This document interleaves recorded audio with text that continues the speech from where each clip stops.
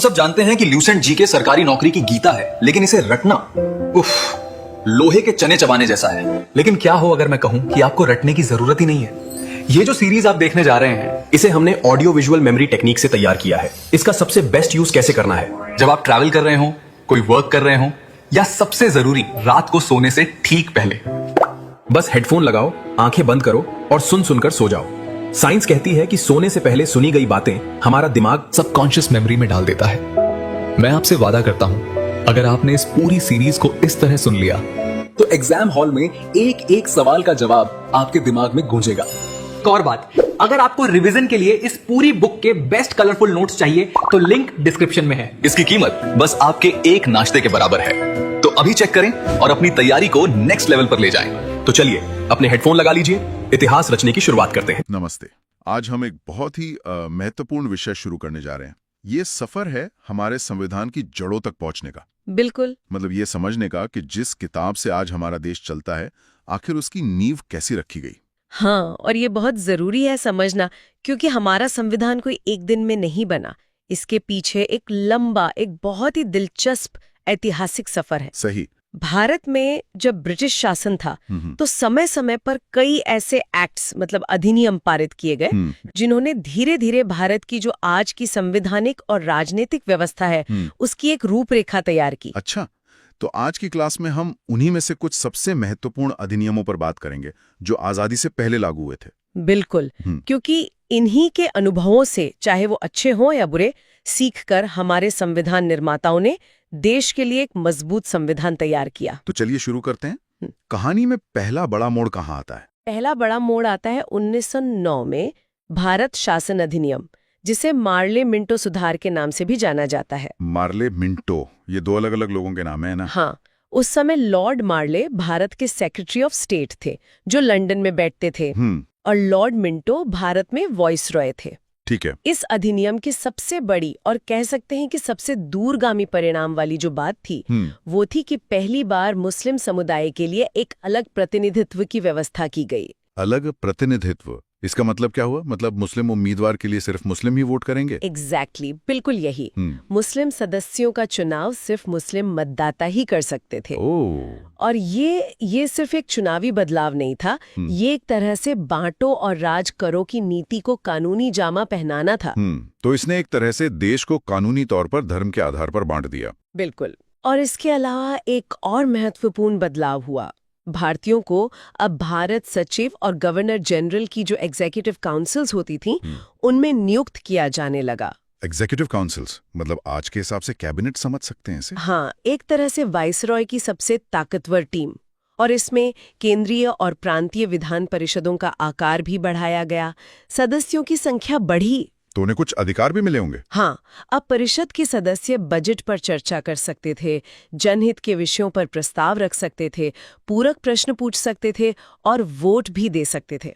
अच्छा, और वो पहले भारतीय कौन थे जो वाइसरॉय की कार्यपालिका परिषद में शामिल हुए? ये नाम जरूरी है ना? बहुत जरूरी है। वो थे सत्येंद्र प्रसाद सिन्हा। वो वाइसरॉय की कार्यपालिका परिषद में शामिल होने वाले पहले भारतीय सदस्य बने। उन्हें लॉ मेंबर के रूप में शामिल किया गया था। समझ गया। तो इसके 10 साल बाद 1919 में एक और बड़ा एक्ट आया, मॉन्टेग्यू चेम्सफोर्ड सुधार। हाँ, और इसने व्यवस्था में कई और बड़े बदलाव किए। जैसे?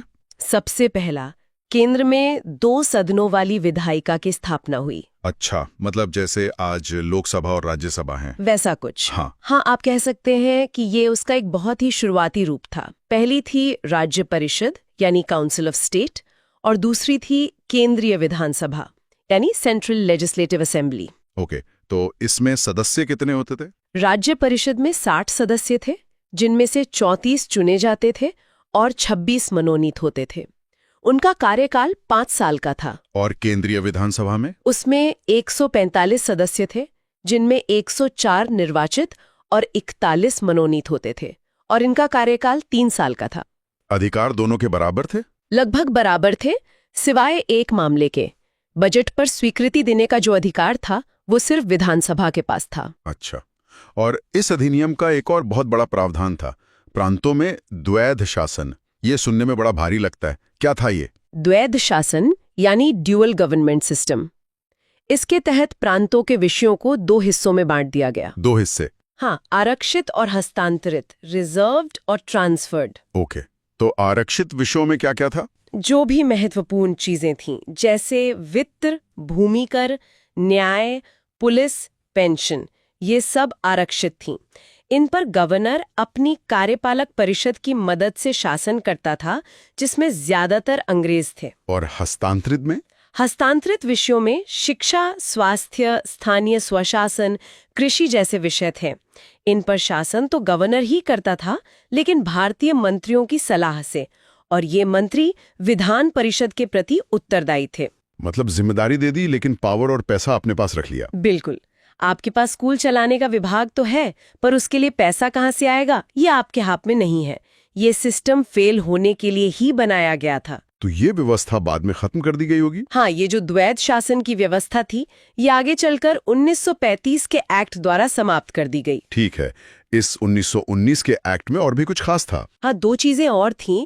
एक तो भारत के लिए एक महालेखा परीक्षक, मतलब ऑडिटर जनरल की नियुक्ति का अधिकार भारत सचिव को दिया गया। और दूसरा? और इसी एक्ट में भारत में एक लोक सेवा आयोग यानी पब्लिक सर्विस कमीशन के गठन का भी प्रावधान किया गया था। अच्छा, तो यूपीएससी की नींव एक तरह से यहीं रखी गई? एक तरह से, हाँ। चलिए, अब हम आते हैं उस अधिनियम पर जिसके बारे में कहा जाता है कि हमारे आज के संविधान पर उसका सबसे गहरा असर पड़ा है। 1935 का भारत शासन अधिनियम। गहरा असर कहना तो बहुत छोटा शब्द होगा। ये एक बहुत ही लंबा और विस्तृत दस्तावेज था। इसमें 451 धाराएं और 15 परिशिष्ट थे। 451? हाँ। हमारे मूल संविधान से भी ज्यादा। हाँ, इसकी कुछ मुख्य बातें समझते हैं। पहली, एक अखिल भारतीय संघ यानी ऑल इंडिया फेडरेशन का प्रस्ताव था। इसमें कौन कौन शामिल होता? इसमें 11 ब्रिटिश प्रांत, 6 चीफ कमिश्नर क्षेत्र और वो देशी रियासतें शामिल होनी थी जो अपनी मर्जी से शामिल होना चाहें। अच्छा, तो रियासतों के लिए ये ऑप्शनल था? हाँ, प्रांतों का शामिल होना अनिवार्य था, पर रियासतों के लिए ये ऐच्छिक था, और क्योंकि रियासतें इसमें शामिल नहीं हुई तो ये संघ कभी बन ही नहीं पाया। एग्जैक्टली। दूसरी बात, प्रांतों में जो द्वैध शासन था उसे खत्म कर दिया गया और उन्हें स्वायत्तता दी गई। मतलब प्रोविंशियल ऑटोनॉमी। बिल्कुल। प्रांतीय सरकारों को अब अपने मामलों में ज्यादा अधिकार मिल गए और इसके बजाय केंद्र में द्वैध शासन की स्थापना की गई। अच्छा, तो प्रांतों से हटा के केंद्र में लगा दिया। और क्या था इसमें? इसमें एक संघीय न्यायालय यानी फेडरल कोर्ट की भी व्यवस्था की गई थी। इस अदालत का अधिकार क्षेत्र प्रांतों और रियासतों तक था। तो ये सुप्रीम कोर्ट की तरह था? एक तरह से, पर इससे जुड़ा कोई भी अंतिम फैसला लेने की शक्ति लंदन की प्रिवे काउंसिल के पास ही थी। और क्या इस अधिनियम में हम भारतीय कोई बदलाव कर सकते थे? बिल्कुल नहीं। इसमें बदलाव करने का अधिकार सिर्फ ब्रिटिश संसद के पास था। भारत की कोई भी विधानसभा इसमें संशोधन नहीं कर सकती थी। और वो जो 1909 में सांप्रदायिक निर्वाचन पद्धति शुरू हुई थी, उसका क्या हुआ? उसका और विस्तार किया गया। मतलब? अब इसमें दलित जातियों, भारतीय ईसाइयों, यूरोपियों और आंग्ल भारतीयों को भी शामिल कर लिया गया। बांटो और राज करो की नीति को और आगे बढ़ाया गया। ये तो बहुत ही चालाकी से किया गया था। बिल्कुल। एक और खास बात, इस अधिनियम में कोई प्रस्तावना नहीं थी, कोई प्रियम्बल नहीं था, और इसी अधिनियम के द्वारा बर्मा को भारत से अलग कर दिया गया। अच्छा, तो बर्मा इसी एक्ट से अलग हुआ था। ठीक है। अब हम आते हैं सबसे आखिर में, उस अधिनियम पर जिसने भारत में ब्रिटिश राज को समाप्त किया, 1947 का भारतीय स्वतंत्रता अधिनियम। हाँ, और ये सब कुछ बहुत तेजी से हुआ। ये विधेयक 4 जुलाई 1947 को ब्रिटिश संसद में पेश हुआ और 18 जुलाई 1947 को इसे स्वीकृति मिल गई, सिर्फ 14 दिन के अंदर। सिर्फ 14 दिन में?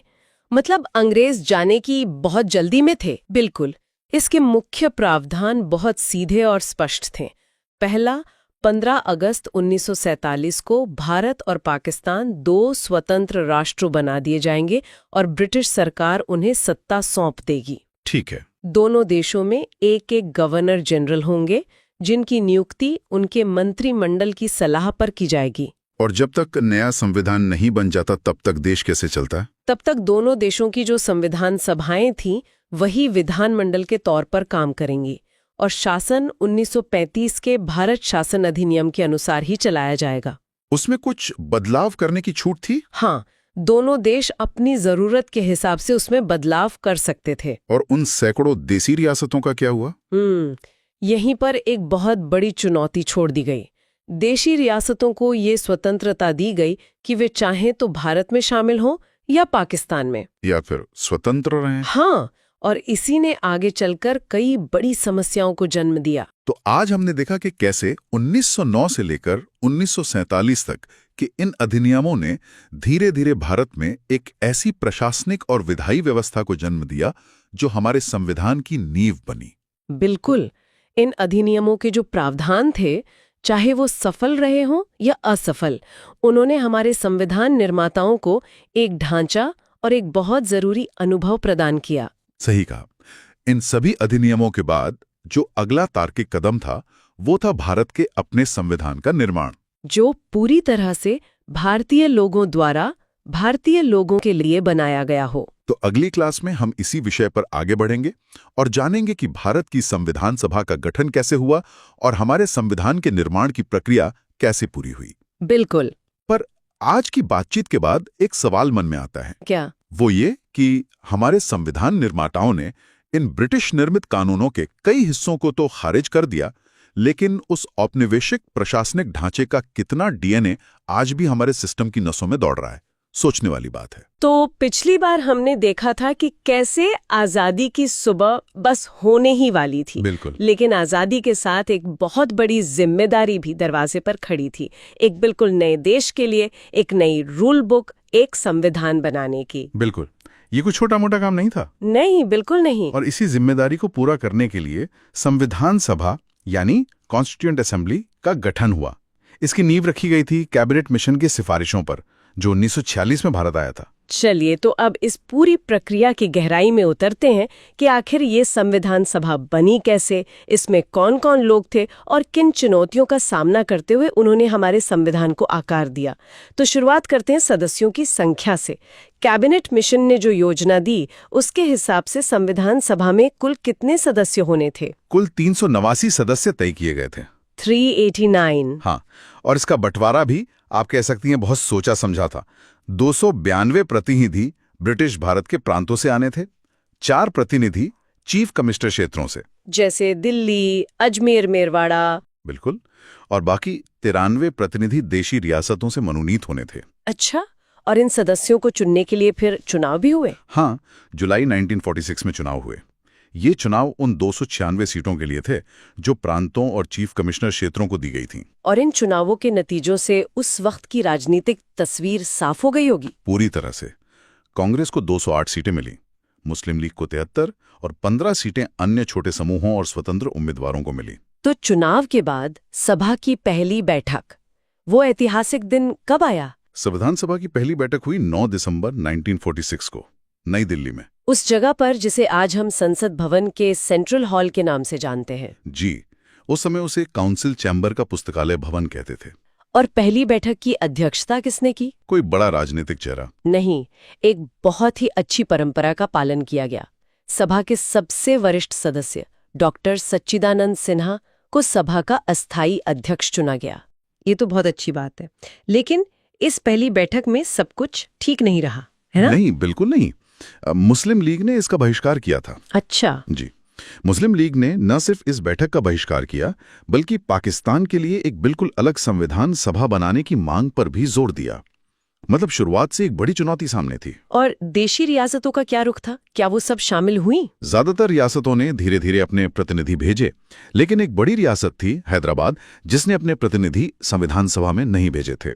ये जानना भी दिलचस्प होगा कि प्रांतों के प्रतिनिधियों का चुनाव किस आधार पर किया गया था। मतलब किस प्रांत से कितने लोग आएंगे, ये कैसे तय हुआ? इसका आधार मुख्य रूप से जनसंख्या थी। एक मोटा मोटा नियम बनाया गया कि हर 10 लाख लोगों पर एक सीट आवंटित की जाएगी। अच्छा। और इतना ही नहीं, प्रांतों की सीटों को 3 प्रमुख समुदायों में उनकी जनसंख्या के अनुपात में बांटा भी गया था।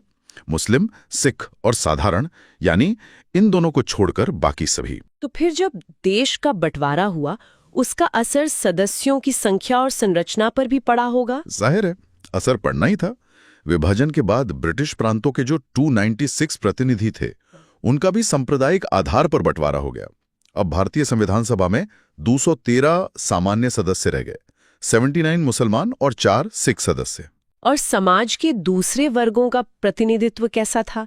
क्या इसमें विविधता थी? प्रतिनिधित्व काफी व्यापक था, जो कि बहुत जरूरी था। सभा के सदस्यों में अनुसूचित जनजाति के 33 सदस्य शामिल थे, और यह भी बहुत महत्वपूर्ण है कि संविधान सभा में 12 महिला सदस्य भी थीं।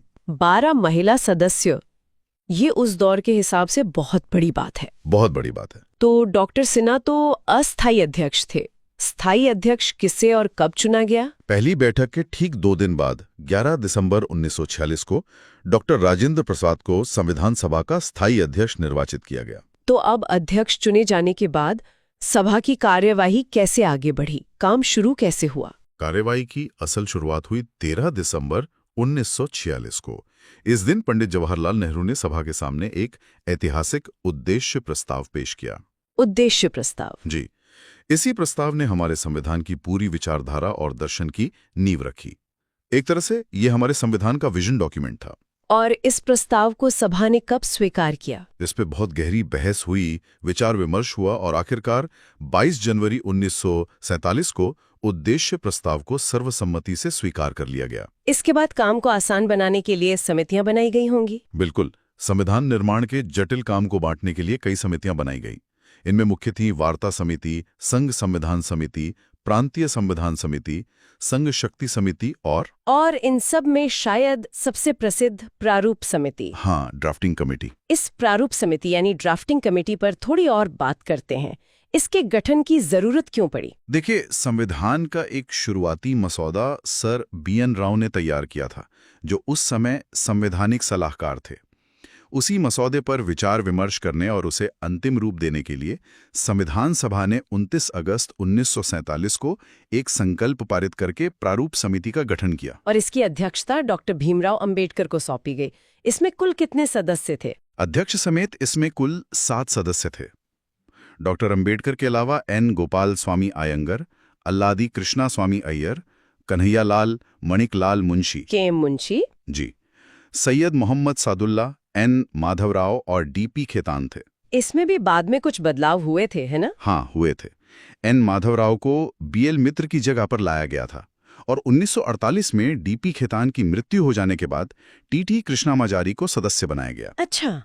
एक और रोचक तथ्य ये है कि संविधान सभा के लिए डॉक्टर अंबेडकर का निर्वाचन पहले बंगाल से हुआ था, लेकिन बंटवारे के बाद वो हिस्सा पाकिस्तान में चला गया। तो फिर उन्हें बॉम्बे प्रेसिडेंसी से दोबारा चुनकर लाया गया। अब वापस एक बार विभाजन के प्रभाव पर लौटते हैं।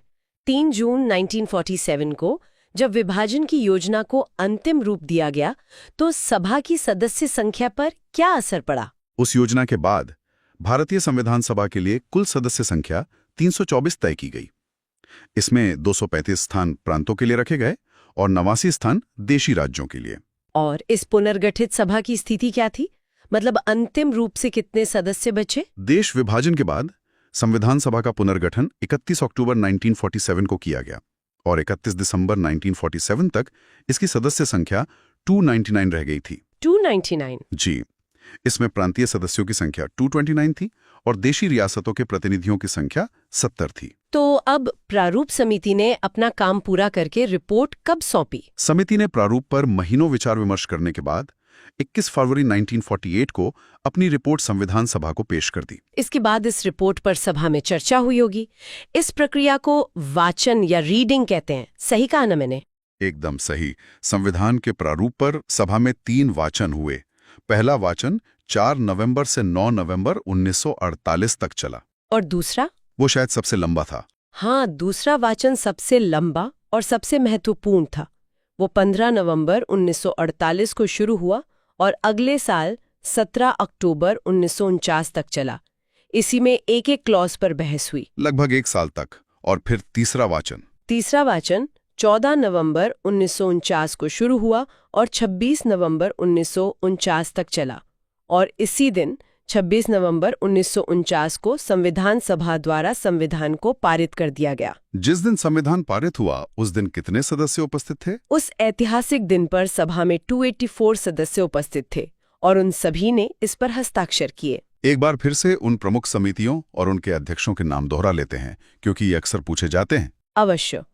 संचालन समिति के अध्यक्ष डॉक्टर राजेंद्र प्रसाद थे। संघ संविधान समिति के अध्यक्ष पंडित जवाहरलाल नेहरू थे। प्रांतीय संविधान समिति सरदार पटेल के पास थी जी, और प्रारूप समिति के अध्यक्ष डॉक्टर भीमराव अंबेडकर। संघ शक्ति समिति की अध्यक्षता भी पंडित नेहरू ही कर रहे थे। आप कुछ आंकड़ों पर बात करते हैं। इस पूरी प्रक्रिया में कुल कितना समय लगा? कुल 2 वर्ष 11 महीने और 18 दिन का समय लगा। और इसके प्रारूप पर कितने दिन बहस चली? संविधान के प्रारूप पर कुल 114 दिन तक बहस हुई थी। उस समय इस पूरे काम में खर्च कितना आया? उस समय कुल खर्च 63,96,729 रुपए का हुआ था। और जब संविधान को 26 नवंबर 1949 को पारित किया गया, तब उसका अंतिम स्वरूप क्या था? उस समय इसमें कुल 22 भाग, 395 अनुच्छेद और 8 अनुसूचियां थी। और वर्तमान में क्या स्थिति है? वर्तमान समय में भाग और अनुच्छेदों की संख्या वही है, लेकिन अनुसूचियों की संख्या बढ़कर 8 से 12 हो गई है। तो ये थी संविधान सभा के गठन से लेकर संविधान के पारित होने तक की एक विस्तृत यात्रा। बिल्कुल, ये एक असाधारण प्रक्रिया थी जिसमें विभाजन की चुनौतियों और विभिन्न विचारधाराओं के बीच बहस से गुजरते हुए दुनिया के सबसे लंबे लिखित संविधान ने आकार लिया। अगली कक्षा में हम संविधान के कुछ और महत्वपूर्ण पहलुओं, जैसे कि इसकी प्रस्तावना और विदेशी स्रोतों पर चर्चा करेंगे। आज के लिए इतना ही। ठीक है, तो अब हम भारतीय संविधान के उद्देश्य का यानी प्रस्तावना पर आते हैं।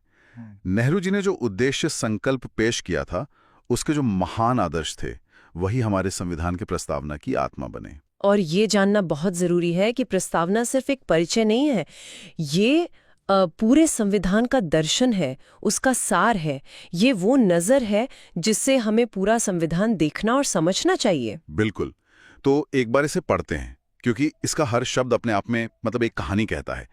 1976 में 42वें संशोधन के बाद जो प्रस्तावना हमारे सामने है, वो कुछ इस तरह है। हाँ, हम भारत की लोग भारत को एक संपूर्ण प्रभुत्व संपन्न, समाजवादी, पंथनिरपेक्ष, लोकतंत्रात्मक गणराज्य बनाने के लिए तथा उसके समस्त नागरिकों को सामाजिक, आर्थिक और राजनीतिक न्याय, विचार, अभिव्यक्ति, विश्वास, धर्म और उपासना की स्वतंत्रता, प्रतिष्ठा और अवसर की समता प्राप्त कराने के लिए तथा उन सब में व्यक्ति की गरिमा और राष्ट्र की एकता और अखंडता सुनिश्चित करने वाली बंधुता बढ़ाने के लिए दृढ़ संकल्प होकर अपनी इस संविधान सभा में आज तारीख 26 नवंबर 1949 को एतद द्वारा इस संविधान को अंगीकृत, अधिनियमित और आत्मार्पित करते हैं। इसमें जो आखिरी 3 शब्द है ना, अंगीकृत, अधिनियमित और आत्मार्पित, ये बहुत शक्तिशाली हैं। हाँ, ये बहुत भारी शब्द लगते हैं। इनका मतलब है हम इसे अपनाते हैं, हम इसे कानून बनाते हैं और हम इसे खुद को ही सौंपते हैं।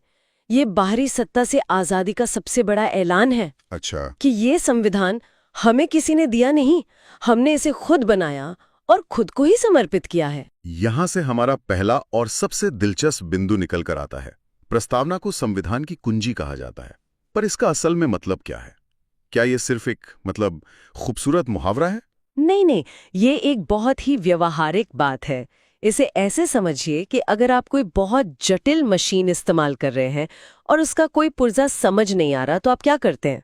उसका यूजर मैनुअल देखते हैं। बिल्कुल, प्रस्तावना संविधान का वही फिलोसॉफिकल यूजर मैनुअल है। जब भी सुप्रीम कोर्ट या कोई भी जज संविधान के किसी अनुच्छेद के मतलब को लेकर उलझन में होता है, जब उसकी भाषा अस्पष्ट लगती है, तो वो इस कुंजी का इस्तेमाल करते हैं। अच्छा, वो प्रस्तावना को देखते हैं ताकि संविधान बनाने वालों की मूल सोच और इरादे को समझ सकें। अच्छा, तो ये एक तरह से संविधान का दिशा सूचक यंत्र है और इसकी शुरुआत ही होती है हम भारत के लोग से। ये सिर्फ 3 शब्द नहीं है, ये एक क्रांति है। हाँ, ये कहते हैं कि इस देश में असली मालिक, असली शक्ति का स्रोत कोई राजा या कोई बाहरी सरकार नहीं, बल्कि भारत के लोग हैं। बिल्कुल, ये संविधान की सबसे बुनियादी और मजबूत नींव है। इसका मतलब है कि सरकार को अपनी सारी शक्ति भारत की जनता से मिलती है। जनता ही सर्वोच्च है। सही। और इसी से जुड़ा है संप्रभुता का विचार, यानी भारत अपने आंतरिक और बाहरी फैसले लेने के लिए पूरी तरह से आजाद है। उस पर किसी और देश का कोई दबाव नहीं चल सकता, और ये आजादी भी उसे भारत के लोगों से ही मिलती है। लेकिन यहाँ पर एक बहुत बड़ा पेंच है जो अक्सर लोगों को उलझा देता है। प्रस्तावना में इतने बड़े बड़े वादे हैं, सामाजिक न्याय, अवसर की समता, पर अगर किसी को लगता है कि उसे ये नहीं मिल रहा, तो क्या वो प्रस्तावना का हवाला देकर अदालत जा सकता है? यही तो सबसे दिलचस्प बात है। नहीं जा सकता। नहीं जा सकता। नहीं, 1957 में यूनियन ऑफ इंडिया बनाम मदन गोपाल मामले में सुप्रीम कोर्ट ने ये साफ कर दिया था कि प्रस्तावना को न्यायालय में प्रवर्तित नहीं किया जा सकता। आसान भाषा में कहें तो ये कानूनी तौर पर लागू करने लायक नहीं है। तो फिर इसका क्या मतलब हुआ? क्या ये सिर्फ नैतिक सलाह है जिसकी कोई कानूनी मायने नहीं? अगर आप इसे लागू ही नहीं करवा सकते तो इसकी ताकत क्या है? देखिए, एक बहुत गहरा सवाल है। ये सीधे तौर पर लागू करने लायक अधिकार नहीं देता। उसके लिए हमारे पास मौलिक अधिकार और दूसरे कानून हैं, लेकिन प्रस्तावना शक्तिहीन नहीं है। ये वो कसौटी है जिस पर संसद द्वारा बनाए गए हर कानून को परखा जाता है। ये जजों के लिए वो रोशनी है जिसमें वो संविधान की व्याख्या करते हैं। तो ये सीधे अधिकार नहीं देती, पर अधिकारों की रक्षा करने और उन्हें सही मायने देने में एक बहुत बड़ी भूमिका निभाती है।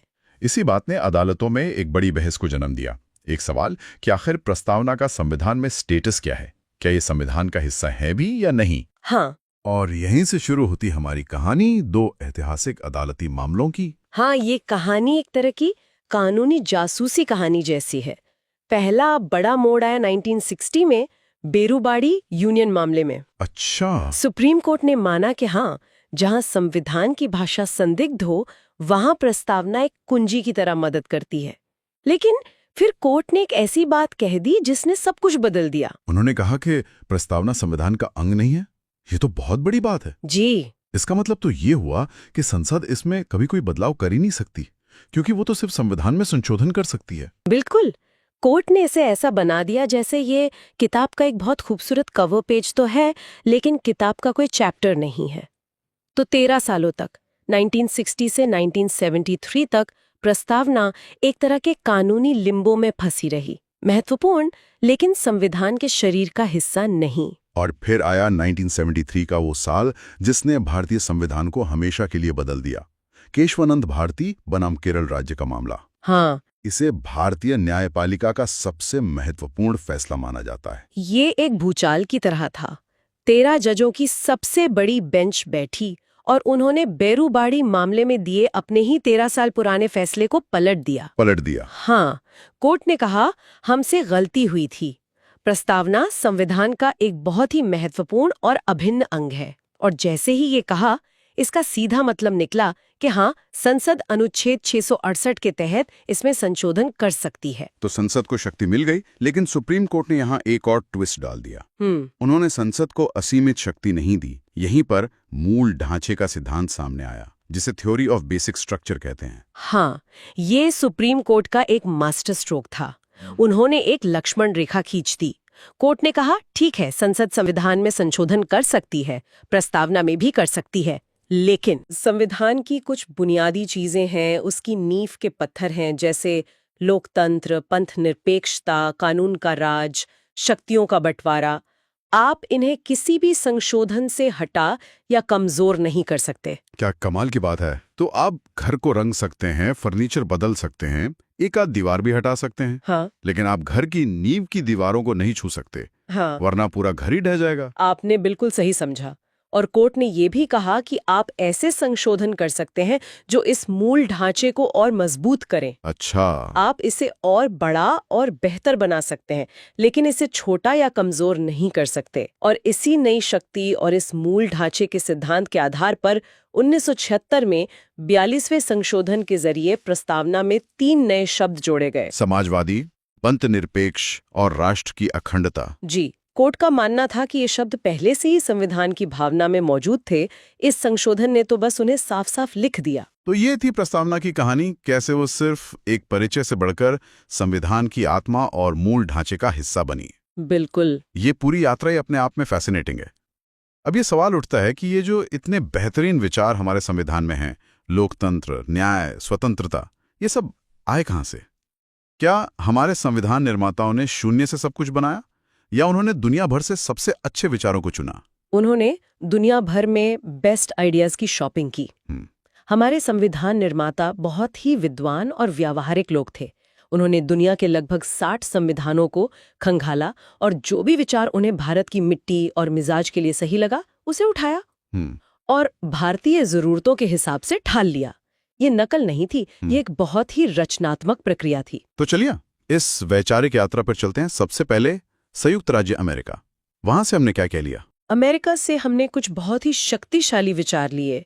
एक तो प्रस्तावना का विचार ही वहीं से प्रेरित है, लेकिन सबसे बड़ी चीजें थी मौलिक अधिकार यानी फंडामेंटल राइट्स, हाँ, और न्यायिक पुनरावलोकन यानी जुडिशियल रिव्यू। न्यायिक पुनरावलोकन वो शक्ति है जो सुप्रीम कोर्ट को किसी भी संसदीय कानून को रद्द करने का अधिकार देती है अगर वो कानून संविधान के खिलाफ हो। अच्छा, इसके अलावा न्यायपालिका की आजादी और राष्ट्रपति पर महाभियोग की प्रक्रिया भी वहीं से ली गई। अच्छा, तो हमने सरकार की ब्रिटिश संसदीय प्रणाली ली, लेकिन उस पर लगाम लगाने के लिए ब्रेक्स अमेरिका से उधार लिए हैं। ये तो बड़ा दिलचस्प संतुलन है। ब्रिटेन से और क्या आया?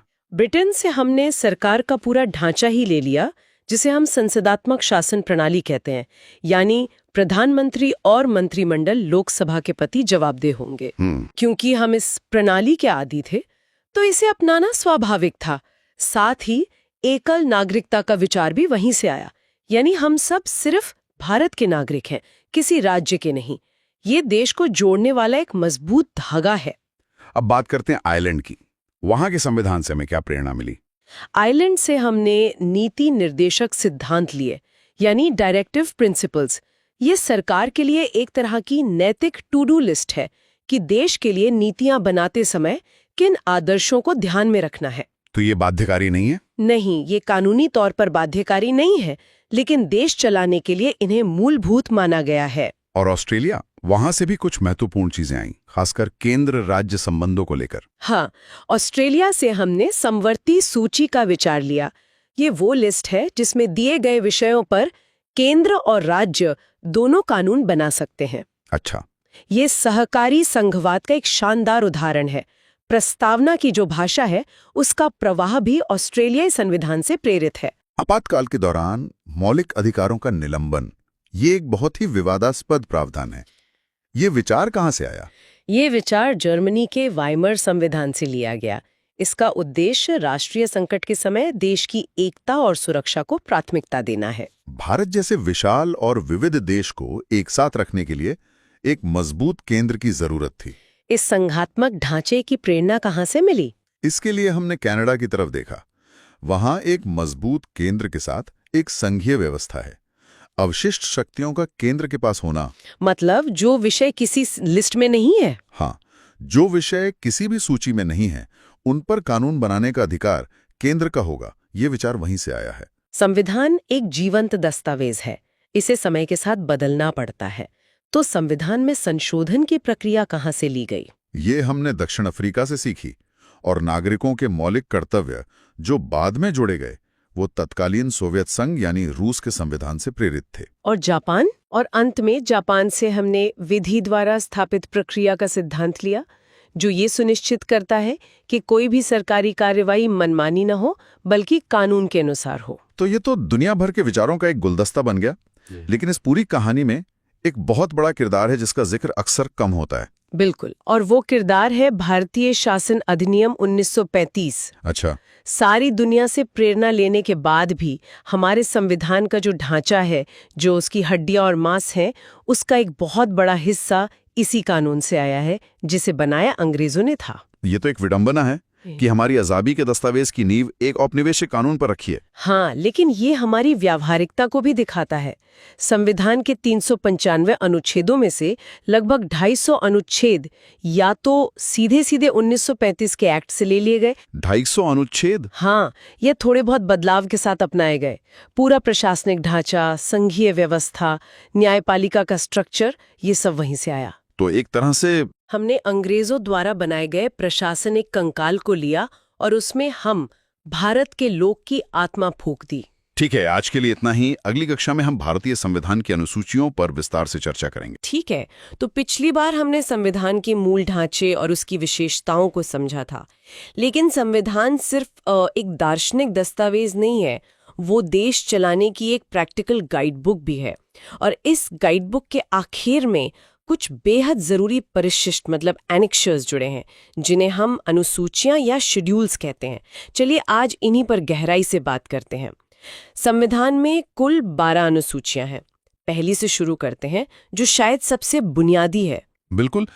पहली अनुसूची एक तरह से भारत का आधिकारिक नक्शा है। इसमें साफ साफ लिखा है कि भारत के कौन कौन से राज्य हैं और कौन कौन से केंद्र शासित प्रदेश हैं। आज की तारीख में इसमें 28 राज्यों और 7 केंद्र शासित प्रदेशों का जिक्र मिलता है। अच्छा। और इसी से जुड़ा एक मजेदार फैक्ट ये है कि दिल्ली को जो हम राष्ट्रीय राजधानी क्षेत्र या एनसीआर कहते हैं, वो दर्जा उसे 69 में संविधान संशोधन के जरिए मिला था और इसका जिक्र भी इसी अनुसूची से जुड़ा है। दिलचस्प। तो पहली अनुसूची भारत की जमीन मतलब टेरिटरी तय करती है। अब इस जमीन पर जो सरकार चलेगी, उसमें जो सबसे बड़े संवैधानिक पदों पर लोग बैठेंगे, उनके वेतन और सुविधाओं के बारे में भी तो संविधान को कुछ कहना होगा, ताकि कोई अपनी मनमर्जी न चला सके। बिल्कुल सही पॉइंट है, और यही काम दूसरी अनुसूची करती है।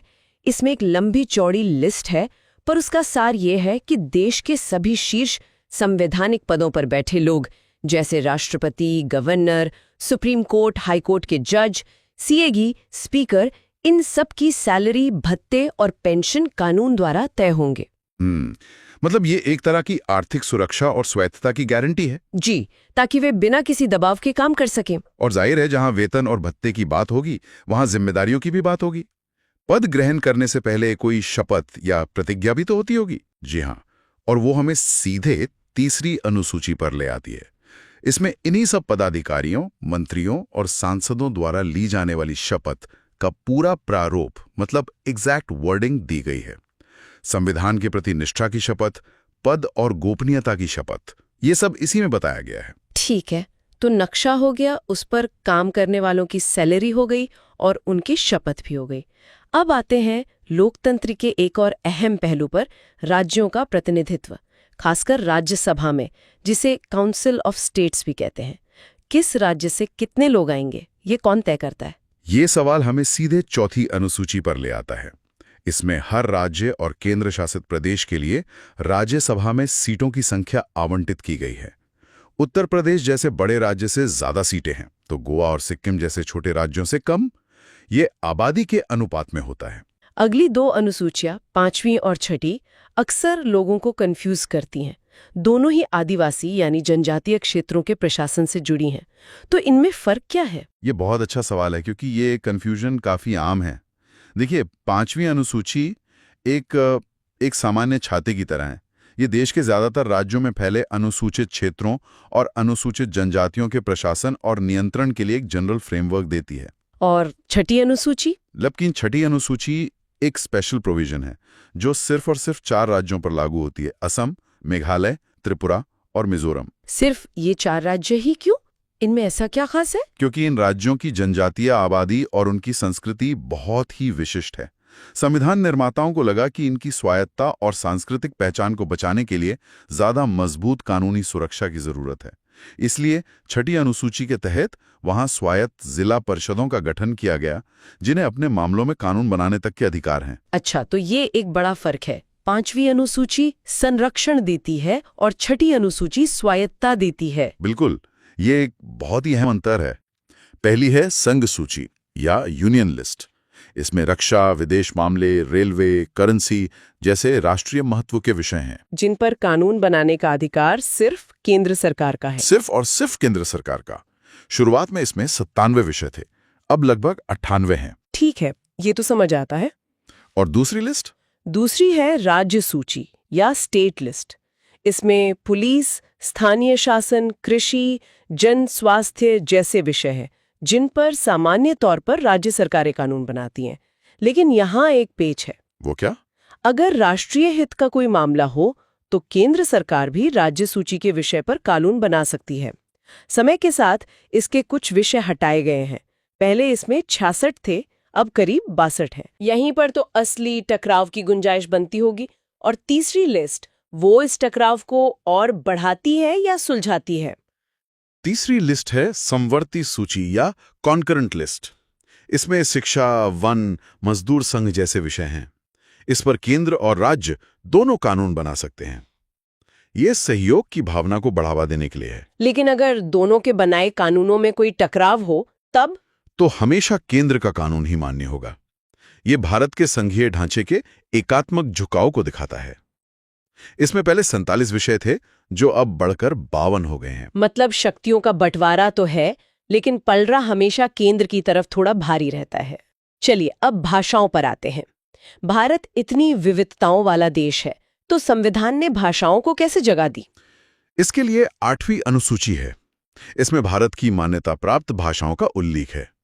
एक दिलचस्प बात यह है कि जब संविधान बना था तब इसमें सिर्फ 14 भाषाएं थीं।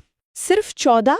जी, लेकिन समय के साथ और भी भाषाओं को इसमें जोड़ा गया। जैसे 1967 में सिंधी को, फिर 1992 में कोंकणी, मणिपुरी और नेपाली को, और 2004 में मैथिली, संथाली, डोगरी और बोडो को शामिल किया गया। आज इसमें 22 भाषाएं हैं। ये दिखाता है कि हमारा संविधान कितना जीवंत है। 9वीं अनुसूची के बारे में मैंने सुना है कि ये बड़ी विवादास्पद रही है और इसे संविधान लागू होने के बाद पहले ही संशोधन में जोड़ दिया गया था। ऐसा क्यों? इसकी जरूरत क्यों पड़ी? हाँ, और इसकी कहानी बहुत दिलचस्प है। देखिए, आजादी के ठीक बाद सरकार जमींदारी खत्म करके भूमि सुधार कानून लाना चाहती थी, ताकि जमीन को गरीबों में बांटा जा सके। लेकिन इसमें क्या दिक्कत थी? बड़े बड़े जमींदार अपने मौलिक अधिकार यानी संपत्ति के अधिकार का हवाला देकर कोर्ट पहुंच गए और इन कानूनों पर रोक लगवा दी। ओहो, तो सरकार के सामने एक बड़ी मुश्किल खड़ी हो गई। वो जो सुधार करना चाहती थी, न्यायपालिका उसे रोक रही थी। बिल्कुल, इसी गतिरोध को तोड़ने के लिए सरकार 1951 में पहला संविधान संशोधन लाई और 9वीं अनुसूची जोड़ दी। ये एक तरह की कानूनी ढाल या सेफ बॉक्स था। सरकार ने भूमि सुधार से जुड़े सभी कानूनों को इस बॉक्स में डाल दिया और कह दिया कि इस अनुसूची में शामिल किसी भी कानून को इस आधार पर कोर्ट में चुनौती नहीं दी जा सकती कि वो मौलिक अधिकारों का हनन करता है। मतलब एक तरह से न्यायिक समीक्षा से ही छूट दे दी गई। क्या ये आज भी वैसा ही है? पहले ऐसा भी माना जाता था, लेकिन यहां सुप्रीम कोर्ट ने एक ऐतिहासिक फैसला दिया। 11 जनवरी 2007 को कोर्ट ने कहा कि 24 अप्रैल 1973 के बाद इस अनुसूची में डाले गए किसी भी कानून की न्यायिक समीक्षा हो सकती है अगर वो संविधान के मूल ढांचे का उल्लंघन करता हो। तो अब वो सेफ बॉक्स पूरी तरह से बंद नहीं है। चलिए, ये तो हुई न्यायपालिका और सरकार के बीच की खींचतान। अब राजनीति की एक और समस्या पर आते हैं, दल बदल। आया राम गया राम की राजनीति को रोकने के लिए भी तो संविधान में कुछ किया गया होगा। हाँ, 1980 के दशक में ये एक बड़ी समस्या बन गई थी। इसी को रोकने के लिए 1985 में 52वें संशोधन के जरिए 10वीं अनुसूची जोड़ी गई। इसमें दल बदल को रोकने के लिए कड़े प्रावधान हैं कि किन परिस्थितियों में किसी विधायक या सांसद की सदस्यता रद्द हो सकती है। और अब आखिरी 2 अनुसूचियों पर आते हैं, 11वीं और 12वीं। इन्हें भी बाद में जोड़ा गया और ये सत्ता को जमीनी स्तर पर पहुंचाने से जुड़ी हैं, है ना? जी, 11वीं अनुसूची को 73वें संशोधन 1993 में जोड़ा गया। इसने पंचायती राज को संवैधानिक दर्जा दिया और पंचायतों को काम करने के लिए 29 विषय दिए, जैसे सड़क, पानी, स्थानीय स्कूल वगैरह। और 12वीं अनुसूची? ठीक इसी तरह 12वीं अनुसूची को 74वें संशोधन से जोड़ा गया और इसने शहरी स्थानीय निकायों यानी नगरपालिकाओं को काम करने के लिए 18 विषय दिए। ये दोनों अनुसूचियां लोकतंत्र को जमीनी स्तर पर मजबूत करती हैं। तो ये अनुसूचियां एक तरह से देश को चलाने की पूरी ऑपरेटिंग मैनुअल है। लेकिन जिस देश को चलाने की ये नियम हैं, उसका नक्शा खुद आजादी के वक्त एक बहुत बड़ा सवाल था। रियासतों का विलय, राज्यों का बनना, ये सब कैसे हुआ? ये भारत के इतिहास का एक बहुत ही ड्रामेटिक अध्याय है। आजादी के समय 550 से ज्यादा देशी रियासतें थीं, जिन्हें आजाद छोड़ दिया गया था कि वो भारत में शामिल हों, पाकिस्तान में, या आजाद रहें। इन्हें एक करने का जिम्मा सरदार वल्लभ भाई पटेल के नेतृत्व में बने रियासती मंत्रालय ने उठाया। ज्यादातर तो मान गई, लेकिन कुछ ने मुश्किल खड़ी की थी। हाँ, 3 रियासतों ने, जूनागढ़, हैदराबाद और जम्मू कश्मीर। इनका विलय कैसे हुआ? जूनागढ़ में जनमत संग्रह मतलब लोगों से वोटिंग कराकर उसे भारत में मिलाया गया। हैदराबाद के निजाम नहीं मान रहे थे तो वहां पुलिस कार्रवाई करनी पड़ी, जिसे ऑपरेशन पोलो कहते हैं। और जम्मू कश्मीर के महाराजा ने विलय पत्र पर दस्तखत करके अपनी रियासत को भारत में मिलाया जब पाकिस्तानी कबायलियों ने हमला कर दिया था। तो एक बार जब भारत का एक नक्शा बन गया, तो क्या संविधान संसद को इस नक्शे को बदलने, नए राज्य बनाने या उनकी सीमाओं में फेरबदल करने की ताकत देता है? हाँ, और ये ताकत बहुत मजबूत है। अनुच्छेद 1 कहता है कि भारत राज्यों का संघ होगा। फिर अनुच्छेद 2 संसद को संघ में नए राज्यों को शामिल करने की शक्ति देता है। और अनुच्छेद 3 अनुच्छेद 3 संसद को किसी भी मौजूदा राज्य का क्षेत्र घटाने, बढ़ाने, उसकी सीमा बदलने या यहां तक कि उसका नाम बदलने की भी पूरी शक्ति देता है। और इसी शक्ति का इस्तेमाल करके भारत में राज्यों का पुनर्गठन हुआ, जिसकी सबसे बड़ी मांग भाषा के आधार पर थी। लेकिन सरकार तो शुरुआत में इसके सख्त खिलाफ थी। उन्हें डर किस बात का था? उन्हें डर था कि अगर भाषा के आधार पर देश को बांटा गया तो देश की एकता को खतरा हो सकता है और नई नई मिली आजादी के लिए ठीक नहीं होगा। इसी की जांच के लिए पहले एस.के. धर की अध्यक्षता में एक आयोग बना, जिसने भाषाई आधार को खारिज कर दिया और प्रशासनिक सुविधा को आधार बनाने को कहा। नहीं, फिर कांग्रेस ने अपनी एक समिति बनाई, जवाहरलाल नेहरू, वल्लभ भाई पटेल और पट्टाभी सीतारमैया की जेवीपी समिति। जी, जिसे जेवीपी समिति कहते हैं। इस हाई प्रोफाइल समिति ने भी भाषा के आधार पर राज्यों के पुनर्गठन की मांग को खारिज कर दिया। लगा कि अब ये मामला ठंडे बस्ते में चला गया है। फिर इन रिपोर्टों के बावजूद भाषा के आधार पर पहला राज्य बना कैसे? कोई तो चिंगारी लगी होगी जिसने आग लगा दी। वो चिंगारी एक व्यक्ति का बलिदान थी। जेवीपी समिति की रिपोर्ट के बाद मद्रास राज्य के तेलुगु भाषी लोगों ने पुट्टी श्रीरामुलु के नेतृत्व में आंदोलन तेज कर दिया। उन्होंने आमरण अनशन शुरू किया। 56 दिन का आमरण अनशन, ये तो कल्पना करना भी मुश्किल है। हाँ, 56 दिन के अनशन के बाद 15 दिसंबर 1952 को उनकी मृत्यु हो गई। उनकी मृत्यु की खबर फैलते ही पूरे आंध्र क्षेत्र में हिंसक प्रदर्शन भड़क उठे। हालात इतने बेकाबू हो गए कि प्रधानमंत्री नेहरू को मजबूरन तेलुगु भाषियों के लिए एक अलग राज्य आंध्र प्रदेश के गठन की घोषणा करनी पड़ी। तो मतलब 1 अक्टूबर 1953 को आंध्र प्रदेश भाषा के आधार पर बनने वाला भारत का पहला राज्य बना। जी, उस समय इसकी राजधानी कुरनूल थी। मतलब एक व्यक्ति के बलिदान ने सरकार को अपनी पूरी नीति बदलने पर मजबूर कर दिया और देश का नक्शा बदलना शुरू हो गया। जी, ये तो लोकतंत्र में जनता की ताकत का एक जबरदस्त उदाहरण है। इसके बाद सरकार समझ गई कि इस मुद्दे को अब टाला नहीं जा सकता। जी तब फजल अली की अध्यक्षता में एक राज्य पुनर्गठन आयोग बनाया गया। जी इस आयोग की रिपोर्ट के आधार पर 1956 में राज्य पुनर्गठन अधिनियम पास हुआ, जिसने भारत को 14 राज्यों और 6 केंद्र शासित प्रदेशों में बांट दिया। जी इसने मोटे तौर पर भाषा को राज्यों के गठन का आधार मान लिया। उस समय भारत में कुछ फ्रांसीसी और पुर्तगाली बस्तियां भी थीं। उनका विलय कैसे हुआ? 1954 में फ्रांस ने अपनी बस्तियां पौंडीचेरी, यनाम, चंद्रनगर, करिकाल, शांति से भारत को सौंप दी, जिन्हें मिलाकर पौंडीचेरी केंद्र शासित प्रदेश बना। जी लेकिन पुर्तगाल गोवा, दमन और दीव को छोड़ने को तैयार नहीं था। तो वहां क्या हुआ? आखिरकार दिसंबर 1961 में सैन्य कार्यवाही करके इन इलाकों को आजाद कराया गया और संविधान में संशोधन करके भारत का अंग बना लिया गया। और राज्यों के बनने का ये सिलसिला 1956 के बाद भी जारी रहा। जैसे बम्बई राज्य का विभाजन हुआ। जी 1 मई 1960 को मराठी और गुजराती भाषियों के बीच संघर्ष के कारण बम्बई राज्य को 2 हिस्सों में बांटा गया, महाराष्ट्र और गुजरात। जी फिर 1 दिसंबर 1963 को नागा आंदोलन के बाद नागालैंड को अलग राज्य का दर्जा मिला। और पंजाब? 1 नवंबर 1966 को पंजाब का एक और बड़ा विभाजन हुआ। पंजाबी भाषी इलाकों को पंजाब और हिंदी भाषी इलाकों को हरियाणा नाम से नया राज्य बनाया गया। और 70 के दशक की शुरुआत में उत्तर पूर्व में कई बड़े बदलाव हुए। हाँ, पहले तो उत्तर भारत में 25 जनवरी 1971 को हिमाचल प्रदेश को पूर्ण राज्य का दर्जा मिला और उसके ठीक 1 साल बाद 21 जनवरी 1972 को उत्तर पूर्व का नक्शा बदला, जब मणिपुर, त्रिपुरा और मेघालय तीनों को एक साथ पूर्ण राज्य का दर्जा दिया गया। ठीक है, तो आज हमने 1972 तक भारत के राजनीतिक नक्शे के बनने और बदलने की इस पूरी प्रक्रिया को काफी विस्तार से देखा। ये सिर्फ लकीरें खींचना नहीं था, बल्कि इसके पीछे लोगों की आकांक्षाएं, आंदोलन और बलिदान की कहानियां थीं। बिल्कुल, हमने समझा कि कैसे भाषाई, सांस्कृतिक और प्रशासनिक जरूरतों के आधार पर भारत का नक्शा लगातार विकसित होता रहा और संविधान ने इसके लिए जरूरी ढांचा और लचीलापन दोनों मुहैया कराए। तो 1972 तक तो हम पहुंच गए हैं, लेकिन कहानी अभी खत्म नहीं हुई है। इसके बाद भी सिक्किम का विलय हुआ, मिजोरम और गोवा जैसे राज्य बने। अगली बार हम इसी क्रम को आगे बढ़ाएंगे और जानेंगे कि भारत का मौजूदा नक्शा अपनी अंतिम शक्ल में कैसे आया। साथ ही हम क्षेत्रीय परिषदों की संरचना और उनके कार्यों पर भी नजर डालेंगे। तो इस तरह 12वें संविधान संशोधन 1962 के जरिए गोवा, दमन और दीव को भारत का एक अभिन्न अंग बना दिया गया। जी, पहले एक संघ राज्य क्षेत्र के तौर पर। हाँ, अब अगर हम 1960 के बाद बने दूसरे नए राज्यों की बात करें तो सबसे पहले शायद बम्बई का जिक्र आता है। बिल्कुल, 1 मई 1960 को मतलब एक बहुत बड़ा पुनर्गठन हुआ।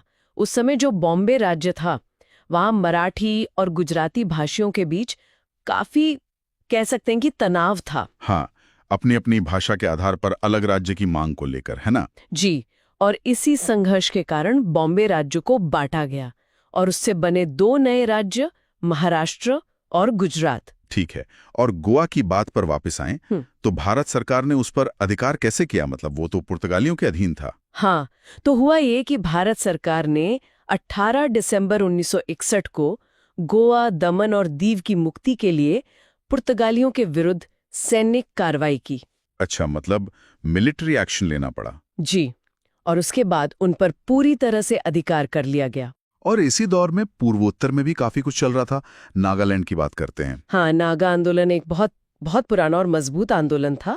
वो अपनों अलग पहचान चाहते थे, तो इसी के चलते असम को विभाजित करना पड़ा। और नागालैंड एक अलग राज्य बना। जी, 1 दिसंबर 1963 को नागालैंड को एक अलग राज्य का दर्जा दिया गया। फिर अगर उत्तर भारत की तरफ देखें तो पंजाब में भी एक बड़ा भाषाई आंदोलन चल रहा था। बिल्कुल, पंजाबी सूबा आंदोलन, और उसी के परिणाम स्वरूप 1 नवंबर 1966 को पंजाब का फिर से विभाजन हुआ। तो इसमें से कौन कौन से राज्य बने? एक तो पंजाबी भाषी लोगों के लिए पंजाब बना, और जो हिंदी भाषी इलाके थे उनसे हरियाणा बना दिया गया। एकदम सही।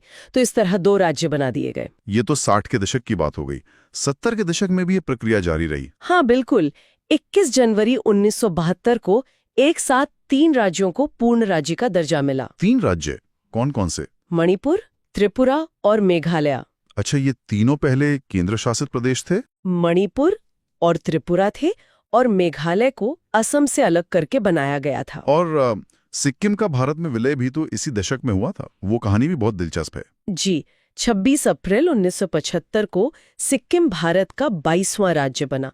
वो एक कह सकते हैं कि पूरी तरह से एक लोकतांत्रिक विलय था। ठीक है, फिर 80 के दशक में भी कुछ नए राज्य बने। हाँ, 80 के दशक के आखिर में 20 फरवरी 1987 को मिजोरम और अरुणाचल प्रदेश, इन दोनों को पूर्ण राज्य का दर्जा दिया गया। ये भी पूर्वोत्तर के ही राज्य हैं। जी, और इसके ठीक बाद 30 मई 1987 को गोवा को भी आखिरकार राज्य का दर्जा मिल ही गया। अच्छा, तो गोवा 25वां राज्य बना, मतलब आजादी के इतने साल बाद। हाँ, उसे राज्य बनने में काफी समय लगा। और फिर आया साल 2000, जब एक साथ 3 बड़े राज्य बने। हाँ, ये एक बहुत बड़ा साल था राज्यों के पुनर्गठन के लिहाज से। 1 नवंबर 2000 को बना छत्तीसगढ़, भारत का 26वां राज्य। जी। फिर 9 नवंबर 2000 को उत्तराखंड, जो 27वां राज्य था, और उसके कुछ ही दिन बाद 15 नवंबर 2000 को झारखंड 28वां राज्य बना। तो इस तरह आज भारत में 28 राज्य और 8 केंद्र शासित प्रदेश हैं। बिल्कुल, और ये सभी संविधान की पहली अनुसूची में शामिल हैं। बिल्कुल। अब इतने सारे राज्य बन गए तो इनके बीच एक और महत्वपूर्ण विषय जुड़ता है, वो है क्षेत्रीय परिषदें, जोनल काउंसिल्स। हाँ, ये बहुत ही जरूरी विषय है। देखिए, जब इतने राज्य होंगे तो उनके बीच आपसी सहयोग और समन्वय के लिए कोई मंच तो चाहिए। बिल्कुल। इसी सोच के साथ भारत में 5 क्षेत्रीय परिषदों की स्थापना की गई, और इनका गठन राष्ट्रपति के द्वारा किया जाता है। और इनका अध्यक्ष कौन होता है? देश के केंद्रीय गृह मंत्री या फिर राष्ट्रपति किसी और केंद्रीय मंत्री को मनोनीत कर सकते हैं। वो इन परिषदों के अध्यक्ष होते हैं। और उपाध्यक्ष? जो सदस्य राज्य हैं, उनके मुख्यमंत्री। वो बारी बारी से, मतलब हर साल बदलते रहते हैं, उपाध्यक्ष बनते हैं। यहाँ एक सवाल उठता है, क्या ये परिषदें संवैधानिक निकाय हैं? मतलब क्या इनका जिक्र संविधान में है? नहीं, और ये समझना बहुत जरूरी है। ये संवैधानिक नहीं बल्कि सांविधिक निकाय हैं, स्टैट्यूटरी बॉडीज। अच्छा, मतलब इन्हें संसद ने एक कानून बनाकर बनाया है। बिल्कुल सही। इनका गठन संसद के एक अधिनियम, राज्य पुनर्गठन अधिनियम 1956 के तहत किया गया है। तो चलिए अब इन 5 परिषदों पर एक एक करके बात करते हैं। सबसे पहले उत्तरी क्षेत्रीय परिषद। जी, उत्तरी क्षेत्रीय परिषद में पंजाब, हरियाणा, राजस्थान, जम्मू कश्मीर, हिमाचल प्रदेश, ये राज्य आते हैं। और केंद्र शासित प्रदेश भी हैं इसमें? हाँ, चंडीगढ़ और दिल्ली, ये दोनों संघ राज्य क्षेत्र भी इसी में शामिल हैं। ठीक है, अब मध्य क्षेत्रीय परिषद की बात करें। मध्य क्षेत्रीय परिषद में जैसा नाम से ही साफ है, मध्य भारत के राज्य हैं उत्तर प्रदेश, मध्य प्रदेश, उत्तराखंड और छत्तीसगढ़। ये दिलचस्प है कि उत्तराखंड और छत्तीसगढ़, जो कभी यूपी और एमपी का हिस्सा थे, जी अब उसी परिषद में अपने मूल राज्यों के साथ बैठते हैं। जी इससे बंटवारे से जुड़े कई पुराने मुद्दों को सुलझाने में भी मदद मिलती है। सही। अब पूर्वी क्षेत्रीय परिषद। पूर्वी क्षेत्रीय परिषद में बिहार, पश्चिम बंगाल, उड़ीसा, झारखंड, असम, सिक्किम, मणिपुर, त्रिपुरा, मेघालय, नागालैंड, अरुणाचल प्रदेश और मिजोरम शामिल हैं। ये काफी बड़ी परिषद है। मतलब इसमें तो पूरा पूर्वी और पूर्वोत्तर भारत आ गया। हाँ, इसमें ये सभी राज्य शामिल हैं। ठीक है। चौथी है पश्चिमी क्षेत्रीय परिषद। जी, इसके सदस्य हैं गुजरात, महाराष्ट्र और गोवा राज्य, और साथ में दमन दीव और दादर तथा नागर हवेली जो संघ राज्य क्षेत्र हैं। ये तो भारत का एक तरह से इंडस्ट्रियल हब हो गया। बिल्कुल, ये भारत का आर्थिक पावर हाउस है। और आखिर में दक्षिणी क्षेत्रीय परिषद। हाँ, इसमें दक्षिण के राज्य आते हैं आंध्र प्रदेश, केरल, कर्नाटक, तमिलनाडु और साथ में पुदुचेरी संघ राज्य क्षेत्र। तो ये थी भारत की 5 क्षेत्रीय परिषदें और उनका गठन। अगली कक्षा में फिर हम भारतीय संविधान के प्रमुख भागों पर चर्चा शुरू करेंगे। हाँ बिल्कुल, लेकिन जाने से पहले इस पर विचार करना जरूरी है, इन क्षेत्रीय परिषदों का गठन राज्यों के बीच सहयोग और समन्वय को बढ़ावा देने के लिए किया गया था। आज के बदलते राजनीतिक परिदृश्य में क्या ये परिषदें अपने उद्देश्यों को पूरा करने में सफल रही हैं या वे केवल सलाहकार बैठके बनकर रह गई हैं? इसके बारे में सोचिएगा। तो चलिए, आज हम संविधान के भाग 2 पर अपनी चर्चा शुरू करते हैं, जो है नागरिकता। बिल्कुल, इसका वर्णन हमें अनुच्छेद 5 से लेकर अनुच्छेद 11 तक में मिलता है। और सबसे पहली और मुझे लगता है सबसे महत्वपूर्ण बात जो हमें याद रखनी है वो ये है कि भारत में एकल नागरिकता का प्रावधान है। हाँ, सिंगल सिटीजनशिप। इसका मतलब आप सिर्फ भारत के नागरिक हैं, किसी एक राज्य के नहीं। जैसे अमेरिका में होता है कि आपके पास एक फेडरल और एक स्टेट दोनों नागरिकता होती है, वैसा यहाँ नहीं है। बिल्कुल नहीं, यहाँ आपकी पहचान सिर्फ भारतीय है। ठीक है, तो अब सवाल ये उठता है कि भारत की नागरिकता मिलती कैसे है? इसके लिए एक पूरा कानून है, भारतीय नागरिकता अधिनियम 1955। अच्छा। और इस अधिनियम के हिसाब से किसी भी व्यक्ति को भारतीय नागरिकता कुछ आधारों पर मिल सकती है। तो हम एक एक करके इन सभी को समझते हैं। बिल्कुल, तो सबसे पहला आधार क्या है? सबसे पहला और सबसे स्वाभाविक है जन्म से नागरिकता। जन्म से मतलब जिसका जन्म भारत में हुआ हो? हाँ बिल्कुल, इसका मतलब है कि हर वो व्यक्ति जिसका जन्म भारत में 26 जनवरी 1950 को या उसके बाद हुआ हो, वो जन्म से ही भारत का नागरिक माना जाएगा। पर इसमें एक अपवाद भी तो है ना? हाँ, एक छोटा सा अपवाद है। भारत में जन्मे विदेशी राजनयिकों मतलब डिप्लोमैट्स के बच्चे अच्छा और शत्रुओं के बच्चे वो इस प्रावधान के अंतर्गत नहीं आते हैं। ठीक है, ये तो हुई उनकी बात जिनका जन्म भारत में हुआ, लेकिन उन लोगों का क्या जिनका जन्म भारत के बाहर किसी दूसरे देश में हुआ हो? बहुत अच्छा सवाल है, और यहीं पर नागरिकता का दूसरा आधार सामने आता है, वंश परंपरा द्वारा नागरिकता। वंश परंपरा? हाँ, नियम यह है कि अगर किसी व्यक्ति का जन्म 26 जनवरी 1950 के बाद भारत के बाहर हुआ हो और उसके जन्म के समय उसके माता पिता में से कोई एक भारत का नागरिक हो, तो वो व्यक्ति भी भारत का नागरिक माना जाएगा। एक मिनट, यहाँ एक बहुत जरूरी बात है। पहले तो जहाँ तक मुझे याद है, नागरिकता का आधार सिर्फ पिता की नागरिकता होती थी। बिल्कुल सही पकड़ा आपने, पहले यही नियम था, लेकिन नागरिकता संशोधन अधिनियम 1992 के द्वारा ये प्रावधान बदला गया। अच्छा, तो 1992 में बदलाव आया? हाँ, और ये तय किया गया कि माता की नागरिकता के आधार पर भी विदेश में जन्मे व्यक्ति को नागरिकता दी जा सकती है। ये तो बहुत ही महत्वपूर्ण बदलाव था। बिल्कुल। चलिए अब तीसरे आधार पर आते हैं, वो है देशीकरण द्वारा नागरिकता। देशीकरण या नेचुरलाइजेशन। हाँ, ये एक और तरीका है। कोई भी विदेशी व्यक्ति जो कुछ शर्तों को पूरा करता है, वो भारत सरकार से देशीकरण का प्रमाण पत्र प्राप्त करके भारत की नागरिकता हासिल कर सकता है। ठीक है, और चौथा तरीका? चौथा तरीका है पंजीकरण द्वारा नागरिकता यानी रजिस्ट्रेशन से। इसमें कौन कौन से लोग आते हैं? इसमें कुछ विशेष वर्ग हैं, जैसे पहला तो ये कि वे व्यक्ति जो पंजीकरण के लिए प्रार्थना पत्र देने की तारीख से कम 6 महीने पहले से भारत में रह रहे हों। सिर्फ 6 महीने? हाँ, उस समय यही था। दूसरा, वे भारतीय जो अविभाज्य भारत से बाहर किसी दूसरे देश में निवास कर रहे हों। तीसरा, वे स्त्रियां जिन्होंने किसी भारतीय से विवाह कर लिया है या भविष्य में विवाह करने वाली हैं। अच्छा। चौथा है भारतीय नागरिकों के नाबालिग बच्चे। ठीक है। और पांचवा, राष्ट्रमंडलीय देशों के वे नागरिक जो भारत में रहते हैं या भारत सरकार की नौकरी कर रहे हों। तो ये सभी लोग आवेदन देकर नागरिकता प्राप्त कर सकते हैं। जी हाँ। और अब आते हैं पांचवें और सबसे सीधे तरीके पर। वो कौन सा है? भूमि विस्तार द्वारा। हाँ, ये तो नाम से ही साफ है। बिल्कुल। अगर भविष्य में किसी नए भूभाग को भारत में शामिल किया जाता है तो उस क्षेत्र में रहने वाले व्यक्तियों को मतलब अपने आप ही भारत की नागरिकता मिल जाती है। ठीक है, तो ये थे 1955 के अधिनियम के मुख्य प्रावधान, लेकिन इनमें बाद में कुछ बदलाव भी तो हुए, खासकर 1986 में। हाँ बिल्कुल।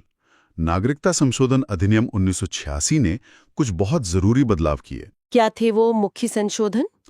पहला संशोधन तो जन्म से नागरिकता वाले नियम में ही किया गया। अच्छा, उसमें क्या बदला? अब ये नियम बना दिया गया कि भारत में जन्मे केवल उसी व्यक्ति को नागरिकता दी जाएगी जिसके माता पिता में से कोई एक भारत का नागरिक हो। तो सिर्फ भारत में जन्म लेना काफी नहीं था अब? नहीं, बिल्कुल नहीं। और दूसरा बड़ा संशोधन था पंजीकरण द्वारा नागरिकता के लिए। जो व्यक्ति पंजीकरण के माध्यम से नागरिकता प्राप्त करना चाहते हैं उनके लिए अब भारत में कम से कम 5 साल तक निवास करना अनिवार्य कर दिया गया। 5 साल? अरे वाह, पहले तो ये अवधि सिर्फ 6 महीने की थी। जी। तो ये एक बड़ा बदलाव था। और ये अधिनियम जम्मू कश्मीर और असम सहित भारत के सभी राज्यों पर लागू होता है। ठीक है, तो हमने नागरिकता पाने के तरीके समझ लिए। अब सिक्के का दूसरा पहलू देखते हैं, मतलब भारतीय नागरिकता का अंत कैसे हो सकता है? हाँ, जिस तरह नागरिकता प्राप्त की जा सकती है उसी तरह इसका अंत भी हो सकता है। और इसके 3 मुख्य तरीके हैं। पहला तरीका क्या है? पहला है नागरिकता का परित्याग करने से, मतलब कोई भी वयस्क भारतीय नागरिक स्वेच्छा से अपनी नागरिकता छोड़ सकता है। अपनी मर्जी से? हाँ, अपनी मर्जी से। और दूसरा? दूसरा है किसी अन्य देश की नागरिकता स्वीकार कर लेने पर। अच्छा, तो अगर कोई भारतीय नागरिक किसी दूसरे देश की नागरिकता ले ले तो उसकी भारतीय नागरिकता अपने आप समाप्त हो जाती है, क्योंकि भारत में दोहरी नागरिकता नहीं है। ये तो बिल्कुल साफ है। और तीसरा तरीका? तीसरा तरीका है सरकार द्वारा नागरिकता छीनने पर। सरकार नागरिकता छीन भी सकती है? हाँ, लेकिन सिर्फ कुछ खास परिस्थितियों में। जैसे अगर कोई व्यक्ति अवैध तरीकों से नागरिकता प्राप्त करता है, मतलब धोखाधड़ी से? बिल्कुल, या फिर संविधान का अनादर करता है, तो भारत सरकार उसकी नागरिकता छीन सकती है। ठीक है। अब यहाँ एक और विशेष बात पर ध्यान देना जरूरी है, जो जम्मू कश्मीर राज्य से संबंधित थी। हाँ, हालांकि अब स्थिति बदल गई है, पर यह समझना जरूरी है। जम्मू कश्मीर के विधानमंडल को राज्य में स्थायी रूप से निवास करने वाले व्यक्तियों को कुछ अधिकार और विशेषाधिकार प्रदान करने की शक्ति दी गई थी। और ये शक्ति किन विषयों के संबंध में थी? इसमें मुख्य रूप से 4 बातें थी। पहला, राज्य के अधीन नियोजन के संबंध में, यानी सरकारी नौकरियां। हाँ। दूसरा, राज्य में अचल संपत्ति के अर्जन के संबंध में, मतलब जमीन जायदाद खरीदना। ठीक है। तीसरा, राज्य में स्थायी रूप से बस जाने के संबंध में। और चौथा, छात्रवृत्तियां या इसी प्रकार की दूसरी सहायता जो राज्य सरकार प्रदान करती है। तो ये सारे अधिकार सिर्फ वहाँ के स्थायी निवासियों के लिए ही थे? जी हाँ, बिल्कुल। ठीक है, तो आज हमने नागरिकता से संबंधित लगभग सभी महत्वपूर्ण प्रावधानों को समझ लिया है। हाँ, नागरिकता कैसे मिलती है, कैसे खत्म हो सकती है और उसमें समय के साथ क्या बदलाव आए हैं, ये सब हमने कवर किया। बहुत बढ़िया।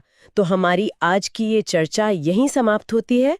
अगली कक्षा में हम एक बहुत ही महत्वपूर्ण विषय पर बात शुरू करेंगे। कौन सा विषय? मौलिक अधिकार यानी फंडामेंटल राइट्स। वाह, ये तो संविधान की आत्मा है। इस पर चर्चा में मजा आएगा। तो इस तरह हमने देखा कि मौलिक अधिकार क्या हैं, इन्हें कहां से लिया गया है और इन्हें भारतीय संविधान का मैग्ना कार्टा क्यों कहा जाता है। हमने ये भी समझा कि मूल रूप से 7 मौलिक अधिकार थे, लेकिन संपत्ति के अधिकार को हटा दिए जाने के बाद अब 6 अधिकार बचे हैं। जी। आज हम इन 6 अधिकारों में से पहले अधिकार से अपनी चर्चा शुरू करते हैं, जो है समता या समानता का अधिकार। बिल्कुल, राइट टू इक्वालिटी।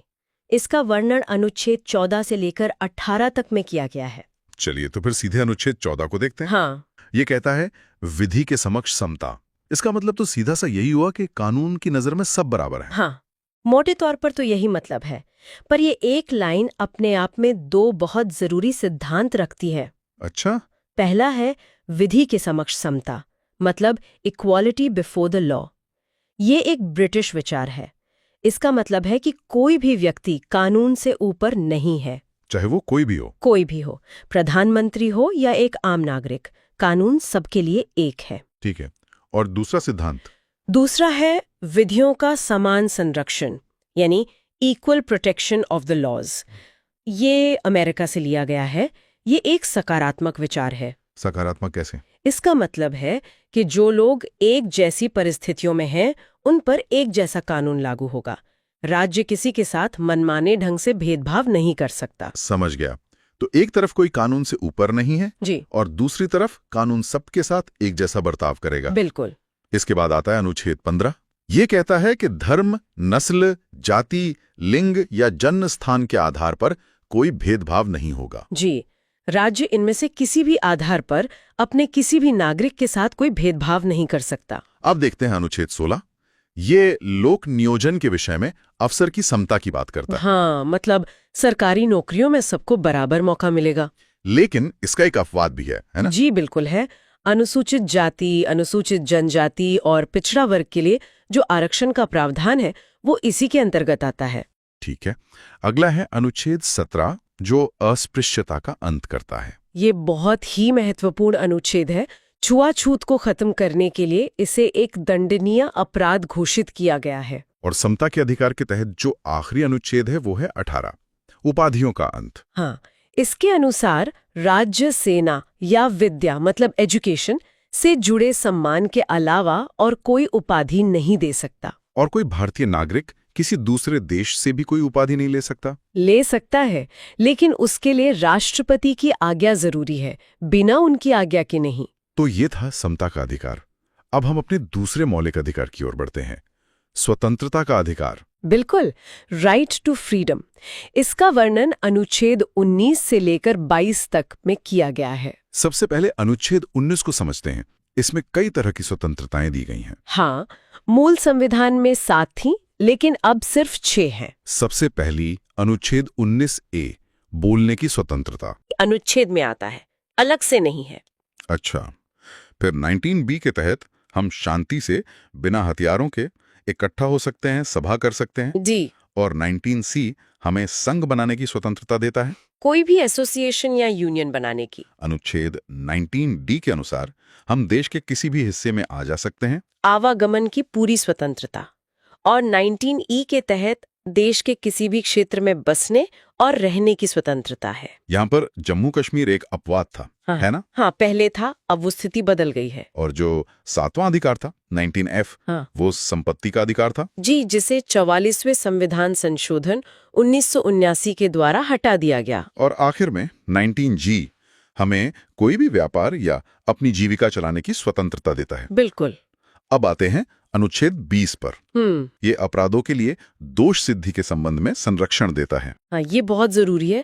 इसके तहत किसी भी अभियुक्त या दोषी व्यक्ति को 3 तरह का प्रोटेक्शन मिलता तो है। पहला क्या है? पहला ये कि किसी भी व्यक्ति को एक अपराध के लिए सिर्फ एक ही बार सजा मिलेगी, जिसे डबल जेपेडी कहते हैं। ठीक है। और दूसरा ये कि सजा उसी कानून के तहत मिलेगी जो अपराध करते समय लागू था, किसी पहले या बाद में बने कानून के तहत नहीं। अच्छा, मतलब रेट्रोस्पेक्टिव इफेक्ट नहीं होगा। बिल्कुल। और तीसरा ये कि किसी भी व्यक्ति को खुद अपने खिलाफ गवाही देने के लिए मजबूर नहीं किया जा सकता। Right against self incrimination. जी।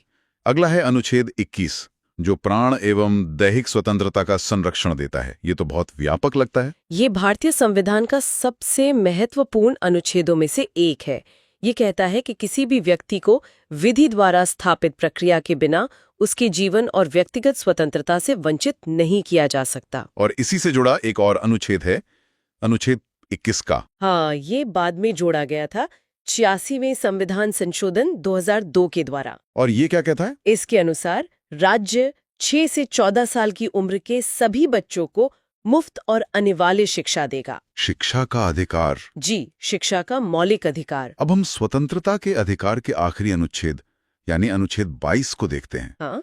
ये गिरफ्तारी और निरोध में संरक्षण की बात करता है। हाँ, अगर किसी व्यक्ति को सामान्य कानून के तहत गिरफ्तार किया गया है तो उसे 3 अधिकार मिलते हैं। कौन कौन से? पहला, उसे अपनी गिरफ्तारी का कारण जानने का अधिकार होगा।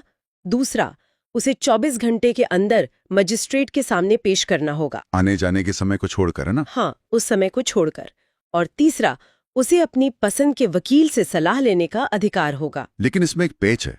ये संरक्षण निवारक निरोध कानून के तहत गिरफ्तार व्यक्ति को नहीं मिलता। बिल्कुल नहीं मिलता। भारतीय संविधान के अनुच्छेद 22 के खंड 3, 4, 5 और 6 में निवारक निरोध मतलब प्रिवेंटिव डिटेंशन से जुड़े प्रावधान हैं। तो ये प्रिवेंटिव डिटेंशन है क्या?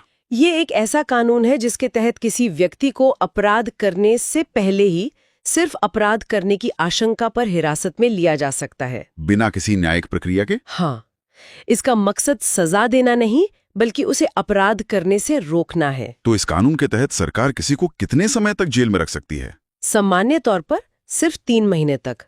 अगर उसे 3 महीने से ज्यादा समय के लिए हिरासत में रखना है तो उसके लिए एक सलाहकार बोर्ड की रिपोर्ट लेनी पड़ती है। और इस निवारक निरोध के संबंध में अब तक कई कानून बनाए गए हैं। जी, कई बनाए गए हैं। पहला था निवारक निरोध अधिनियम 1950।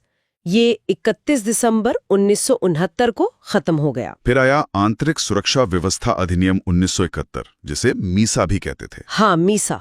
इसे 44वीं संविधान संशोधन 1979 के द्वारा खत्म कर दिया गया। अधिनियम 1974। जी, ये अभी भी लागू है।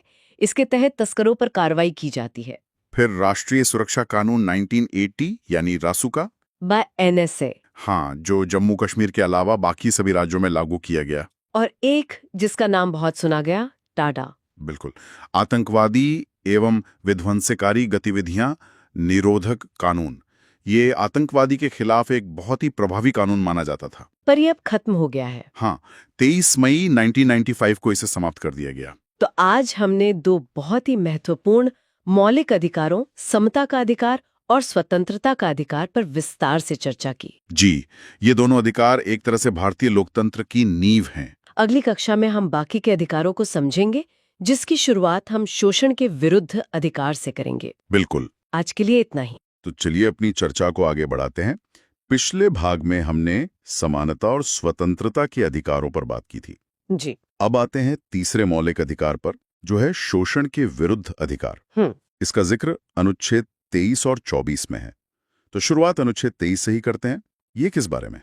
देखिए, अनुच्छेद 23 जो है वो सीधे सीधे मानव के दुर्व्यापार और बलात् श्रम पर रोक लगाता है। दुर्व्यापार और बलात् श्रम, इन शब्दों का मतलब थोड़ा और समझाइए। हाँ, दुर्व्यापार का मतलब है इंसानों की खरीद बिक्री, मतलब ह्यूमन ट्रैफिकिंग। अच्छा। और इसमें बेगारी और इसी तरह का जबरदस्ती लिया गया कोई भी काम, ये सब पूरी तरह से निषिद्ध है, मतलब मना है। और अगर कोई ऐसा करता है तो ये कानून के हिसाब से एक दंडनीय अपराध माना जाएगा। लेकिन इसमें एक महत्वपूर्ण बिंदु भी है ना? क्या राज्य किसी भी तरह की सेवा लागू नहीं कर सकता? हाँ, ये एक बहुत जरूरी बात है। इसमें एक अपवाद है। क्या? कि जरूरत पड़ने पर राज्य किसी से भी राष्ट्रीय सेवा करने के लिए कह सकता है, जैसे कि सेना में भर्ती या कोई और काम। बिल्कुल। लेकिन ऐसा करते समय राज्य नागरिकों के बीच धर्म, मूलवंश, जाति या वर्ग के आधार पर कोई भेदभाव नहीं कर सकता। ठीक है, ये तो हुआ अनुच्छेद 23। अब अनुच्छेद 24। ये तो खास तौर पर बच्चों से जुड़ा है, सही कहा ना मैंने? जी बिल्कुल। अनुच्छेद 24 के अनुसार 14 साल से कम उम्र के किसी भी बच्चे को हाँ, किसी भी बच्चे को कारखानों, खानों या फिर किसी और जोखिम भरे काम पर नहीं लगाया जा सकता। ये तो बाल श्रम पर एक सीधी रोक है। एकदम सीधी रोक। ठीक है, तो ये तो हुआ शोषण के विरुद्ध अधिकार। अब चौथे मौलिक अधिकार पर आते हैं, धार्मिक स्वतंत्रता का अधिकार। जी, जो अनुच्छेद 25 से 28 तक है। हाँ, तो अनुच्छेद 25 क्या कहता है? अनुच्छेद 25 किसी भी व्यक्ति को किसी भी धर्म को मानने, उसका आचरण करने और उसका प्रचार करने की पूरी स्वतंत्रता देता है। मतलब कोई भी व्यक्ति अपनी मर्जी से कोई भी धर्म अपना सकता है। हाँ, अपना सकता है और उसका प्रचार प्रसार भी कर सकता है। और ये जो धार्मिक कार्य होते हैं, उनके प्रबंधन के बारे में क्या प्रावधान है? उसके लिए अनुच्छेद 26 है। यह धार्मिक कार्यों के प्रबंध की स्वतंत्रता देता है। अच्छा। इसके तहत कोई भी व्यक्ति अपने धर्म के लिए संस्थाओं की स्थापना कर सकता है, उनका पोषण कर सकता है। और संपत्ति के बारे में? हाँ, वो विधि सम्मत यानी कानून के दायरे में रह के संपत्ति का अर्जन, स्वामित्व और प्रशासन भी कर सकता है। इसका मतलब ये हुआ कि राज्य किसी खास धर्म के प्रचार के लिए टैक्स नहीं लगा सकता। सही। यही बात अनुच्छेद 27 में साफ साफ कही गई है। क्या कहा गया है? इसके अनुसार राज्य किसी भी व्यक्ति को ऐसे कर देने के लिए मजबूर नहीं कर सकता जिसकी आय किसी खास धर्म या धार्मिक संप्रदाय की उन्नति या पोषण में खर्च करने के लिए तय की गई हो। और शिक्षण संस्थानों में धार्मिक शिक्षा के बारे में क्या नियम है? वो अनुच्छेद 28 में होगा जी। अनुच्छेद 28 के अनुसार कोई भी शिक्षण संस्था जो पूरी तरह से राज्य के पैसे से चल रही हो, मतलब सरकारी स्कूल या कॉलेज? हाँ बिल्कुल, उनमें कोई धार्मिक शिक्षा नहीं दी जाएगी। और अगर कोई छात्र वहां पढ़ता है तो ऐसे शिक्षण संस्थान अपने विद्यार्थियों को किसी भी धार्मिक अनुष्ठान में भाग लेने या किसी धर्मोपदेश को सुनने के लिए बाध्य नहीं कर सकते। ठीक है, यहां तक सब स्पष्ट है। अब हम शायद सबसे महत्वपूर्ण मौलिक अधिकार पर आते हैं। छठा अधिकार, संवैधानिक उपचारों का अधिकार। जी, संवैधानिक उपचारों का अधिकार। हाँ, ये अनुच्छेद 32 में है और देखिए डॉक्टर भीमराव अंबेडकर ने इसे संविधान की आत्मा कहा है। संविधान की आत्मा? जी, ये बहुत ज्यादा महत्वपूर्ण है क्योंकि यही वो अधिकार है जो बाकी सभी मौलिक अधिकारों को लागू करवाता है। तो इसके अंतर्गत न्यायालय क्या कदम उठा सकता है? अनुच्छेद 32 के तहत मौलिक अधिकारों को लागू कराने के लिए सुप्रीम कोर्ट कई तरह के समादेश जारी कर सकता है। समादेश? जी, जिन्हें हम रिट कहते हैं। ये 5 तरह के होते हैं। चलिए इन पांचों रिट को एक एक करके समझते हैं। पहला कौन सा है? पहला है बंदी प्रत्यक्षीकरण यानी हेबियस कॉर्पस। Habeas corpus? हाँ, ये उस व्यक्ति की प्रार्थना पर जारी किया जाता है जिसे लगता है कि उसे अवैध रूप से बंदी बनाया गया है। तो कोर्ट क्या करता है? इसके द्वारा न्यायालय बंदी बनाने वाले अधिकारी को आदेश देता है कि वो बंदी बनाए गए व्यक्ति को एक निश्चित जगह और समय पर कोर्ट के सामने पेश करे, ताकि कोर्ट मामले को देख सके। बिल्कुल, जिससे न्यायालय बंदी बनाए जाने के कारणों पर विचार कर सके। अच्छा, और दूसरा रिट कौन सा है? दूसरा है परमादेश, मैंडेमिस। परमादेश? परमादेश का लेख उस समय जारी किया जाता है जब कोई पदाधिकारी अपने सार्वजनिक कर्तव्य का पालन नहीं कर रहा हो। तो इस रिट के जरिए इस आज्ञा पत्र के आधार पर उस पदाधिकारी को उसके कर्तव्य का पालन करने का आदेश जारी किया जाता है। और तीसरा है प्रतिषेध लेख, प्रोहिबिशन। प्रतिषेध मतलब रोकना? हाँ, ये आज्ञा पत्र सर्वोच्च न्यायालय और उच्च न्यायालयों द्वारा अपने से निचली अदालतों को जारी किया जाता है। और इसमें क्या आदेश होता है? इसमें आदेश दिया जाता है कि इस मामले में वे अपने यहाँ कार्यवाही न करें क्योंकि ये मामला उनके अधिकार क्षेत्र के बाहर है। ठीक है, और चौथा रिट उत्प्रेषण? हाँ, चौथा है उत्प्रेषण, सर्ट्योरारी। ये क्या करता है? इसके द्वारा अधीनस्थ न्यायालयों को यह निर्देश दिया जाता है कि वे अपने पास लंबित मुकदमों के न्याय निर्णयन के लिए उसे वरिष्ठ न्यायालय को भेजें। तो ये प्रतिषेध से अलग कैसे है? देखिए, प्रतिषेध कार्यवाही को बीच में ही रोकता है, जबकि उत्प्रेषण में मामला वरिष्ठ न्यायालय अपने पास मंगवा लेता है। समझ गया। और अंतिम पांचवा रिट? पांचवा और अंतिम रिट है अधिकार पृच्छा लेख, क्वो वारंटो। अधिकार पृच्छा? जी, जब कोई व्यक्ति ऐसे पदाधिकारी के रूप में काम करने लगता है जिसके रूप में काम करने का उसे कानूनी अधिकार नहीं है। मतलब कोई गलत तरीके से किसी पद पर बैठ गया हो? बिल्कुल। तो न्यायालय अधिकार पृच्छा के आदेश से उस व्यक्ति से पूछता है कि वो किस अधिकार से ये काम कर रहा है। और जब तक वो इसका संतोषजनक उत्तर नहीं देता तब तक वो उस पद पर कार्य नहीं कर सकता है।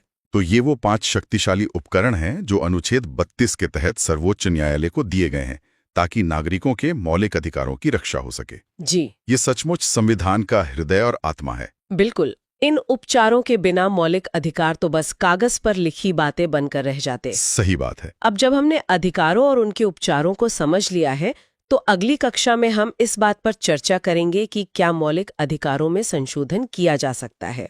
एक बहुत जरूरी सवाल है ये। जी, और इस विषय पर सर्वोच्च न्यायालय के क्या महत्वपूर्ण निर्णय रहे हैं। आज के लिए इतना ही। तो चलिए अब हम संविधान के भाग 4 पर आते हैं। जी। राज्य की नीति निर्देशक सिद्धांत। इनका वर्णन अनुच्छेद 36 से लेके 51 तक में किया गया है।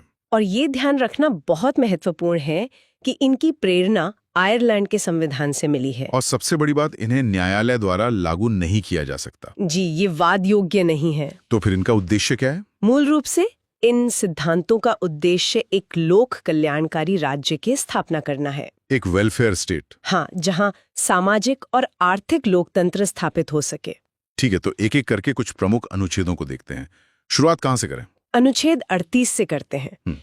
इसमें राज्य द्वारा लोक कल्याण की अभिवृद्धि के लिए एक सामाजिक व्यवस्था बनाने की बात कही गई है। किस तरह की सामाजिक व्यवस्था? ऐसी व्यवस्था जिससे नागरिकों को सामाजिक, आर्थिक और राजनीतिक न्याय मिल सके। मतलब ये सीधे सीधे हमारी प्रस्तावना के आदर्शों को लागू करने की बात करता है। बिल्कुल। और फिर आता है अनुच्छेद 39, जो बहुत महत्वपूर्ण है। इसमें तो कई हिस्से हैं। 39 क की बात करें तो अनुच्छेद 39 का ये समान न्याय और निशुल्क विधिक सहायता सुनिश्चित करने का निर्देश देता है, ताकि सभी के लिए समान अवसर पर न्याय उपलब्ध हो सके, चाहे कोई गरीब हो या अमीर। जी। और फिर 39 ख है। इसमें सार्वजनिक धन की बात है ना? हाँ, इसमें सार्वजनिक धन का स्वामित्व और नियंत्रण इस प्रकार करने की बात है कि सार्वजनिक हित का सर्वोत्तम साधन हो सके। और 39 ग भी इसी से जुड़ा है। जी, ये धन के समान वितरण पर जोर देता है, मतलब पैसा कुछ ही हाथों में इकट्ठा ना हो। ठीक है, अब एक बहुत ही चर्चित अनुच्छेद पर आते हैं। अनुच्छेद 40, ग्राम पंचायतों का संगठन। ये तो गांधी जी का सपना था। बिल्कुल। और फिर अनुच्छेद 41, जो कुछ विशेष दशाओं में काम, शिक्षा और लोक सहायता पाने का अधिकार देता है, जैसे कि बुढ़ापे में या बेरोजगारी में। जी। और अनुच्छेद 42, ये काम करने की जगहों से जुड़ा है, काम की न्याय संगत और मानवोचित दशाओं की बात करता है। और इसी में प्रसूति सहायता यानी मैटरनिटी बेनिफिट का भी उपबंध है। अच्छा, और मजदूरी के बारे में? वो अनुच्छेद 43 में है। श्रमकारों के लिए निर्वाचन मजदूरी और साथ ही कुटीर उद्योगों को प्रोत्साहन। इसके बाद आता है शायद सबसे विवादास्पद अनुच्छेद 44, नागरिकों के लिए एक समान सिविल संहिता, यूनिफॉर्म सिविल कोड, जिस पर आज भी बहुत बहस होती है। जी। आगे बढ़ते हैं। अनुच्छेद 46, ये अनुसूचित जातियों, अनुसूचित जनजातियों और अन्य दुर्बल वर्गों के शिक्षा और अर्थ संबंधी हितों की अभिवृद्धि की बात करता है। एक तरह से सकारात्मक कार्रवाई का आधार कह सकते हैं। फिर अनुच्छेद 47 है, जो पोषाहार स्तर और जीवन स्तर को ऊंचा करने की बात करता है। और लोक स्वास्थ्य का सुधार, मतलब शराबबंदी जैसे कानून इसी से प्रेरणा लेते हैं। हाँ, इसी से। फिर अनुच्छेद 48 है, कृषि और पशुपालन का संगठन। और 48 का बाद में जोड़ा गया था, है ना? जी, पर्यावरण का संरक्षण तथा संवर्धन और वन एवं वन्य जीवों की रक्षा, ये बहुत महत्वपूर्ण है। और हमारी ऐतिहासिक धरोहरों के लिए उसके लिए है अनुच्छेद 49, राष्ट्रीय महत्व के स्मारकों, स्थानों और वस्तुओं का संरक्षण। ठीक है। और लोकतंत्र के लिए एक बहुत जरूरी सिद्धांत भी है। आप अनुच्छेद 50 की बात कर रही हैं। जी, कार्यपालिका और न्यायपालिका का पृथक्करण। Separation of powers. जी। ताकि न्यायपालिका स्वतंत्र रूप से काम कर सके। और आखिरी में अनुच्छेद 51, ये हमारी विदेश नीति का आधार है, अंतर्राष्ट्रीय शांति और सुरक्षा की अभिवृद्धि। तो ये तो मुख्य निर्देशक सिद्धांत हो गए। हाँ, इनके अलावा भी कुछ हैं, जैसे अनुच्छेद 350 का, जो कहता है कि प्राथमिक स्तर पर मातृभाषा में शिक्षा देनी चाहिए। और 351, वो हिंदी को प्रोत्साहन देने की बात करता है। ठीक है। तो अब एक बहुत ही महत्वपूर्ण सवाल पर आते हैं। मौलिक अधिकार और नीति निर्देशक सिद्धांतों के बीच आखिर अंतर क्या है? ये समझना बहुत जरूरी है। पहला और सबसे बड़ा अंतर तो स्रोत का है। नीति निर्देशक सिद्धांत आयरलैंड के संविधान से लिए गए हैं और मौलिक अधिकार संयुक्त राज्य अमेरिका के संविधान से। दूसरा अंतर संविधान के भाग का है। जी, निर्देशक सिद्धांत भाग 4 में है और मौलिक अधिकार भाग 3 में। और तीसरा, जो सबसे मुख्य है, इन्हें लागू कराने से जुड़ा है। बिल्कुल। नीति निर्देशक सिद्धांतों को लागू कराने के लिए आप न्यायालय की शरण नहीं ले सकते, जबकि मौलिक अधिकार के हनन पर हम सीधे कोर्ट जा सकते हैं। सही। चौथा अंतर इनकी प्रकृति का है। वो कैसे? ये सिद्धांत समाज की भलाई के लिए हैं और मौलिक अधिकार व्यक्ति के अधिकार के लिए है। हाँ। पांचवा अंतर है मान्यता का। मतलब? इनके पीछे, मतलब निर्देशक सिद्धांतों के पीछे राजनीतिक मान्यता है और मौलिक अधिकारों के पीछे कानूनी मान्यता है। जी। छठा अंतर सरकार के अधिकारों से संबंधित है। ये सिद्धांत सरकार के अधिकारों को बढ़ाते हैं ताकि वो समाज के लिए काम कर सके, जबकि मौलिक अधिकार सरकार के महत्व को या कहें कि उसकी शक्तियों को सीमित करते हैं। और सातवां, ये राज्य सरकार द्वारा लागू करने के बाद ही नागरिक को प्राप्त होते हैं, जबकि अधिकार नागरिकों को संविधान से स्वतः ही मिल जाते हैं। बिल्कुल सही।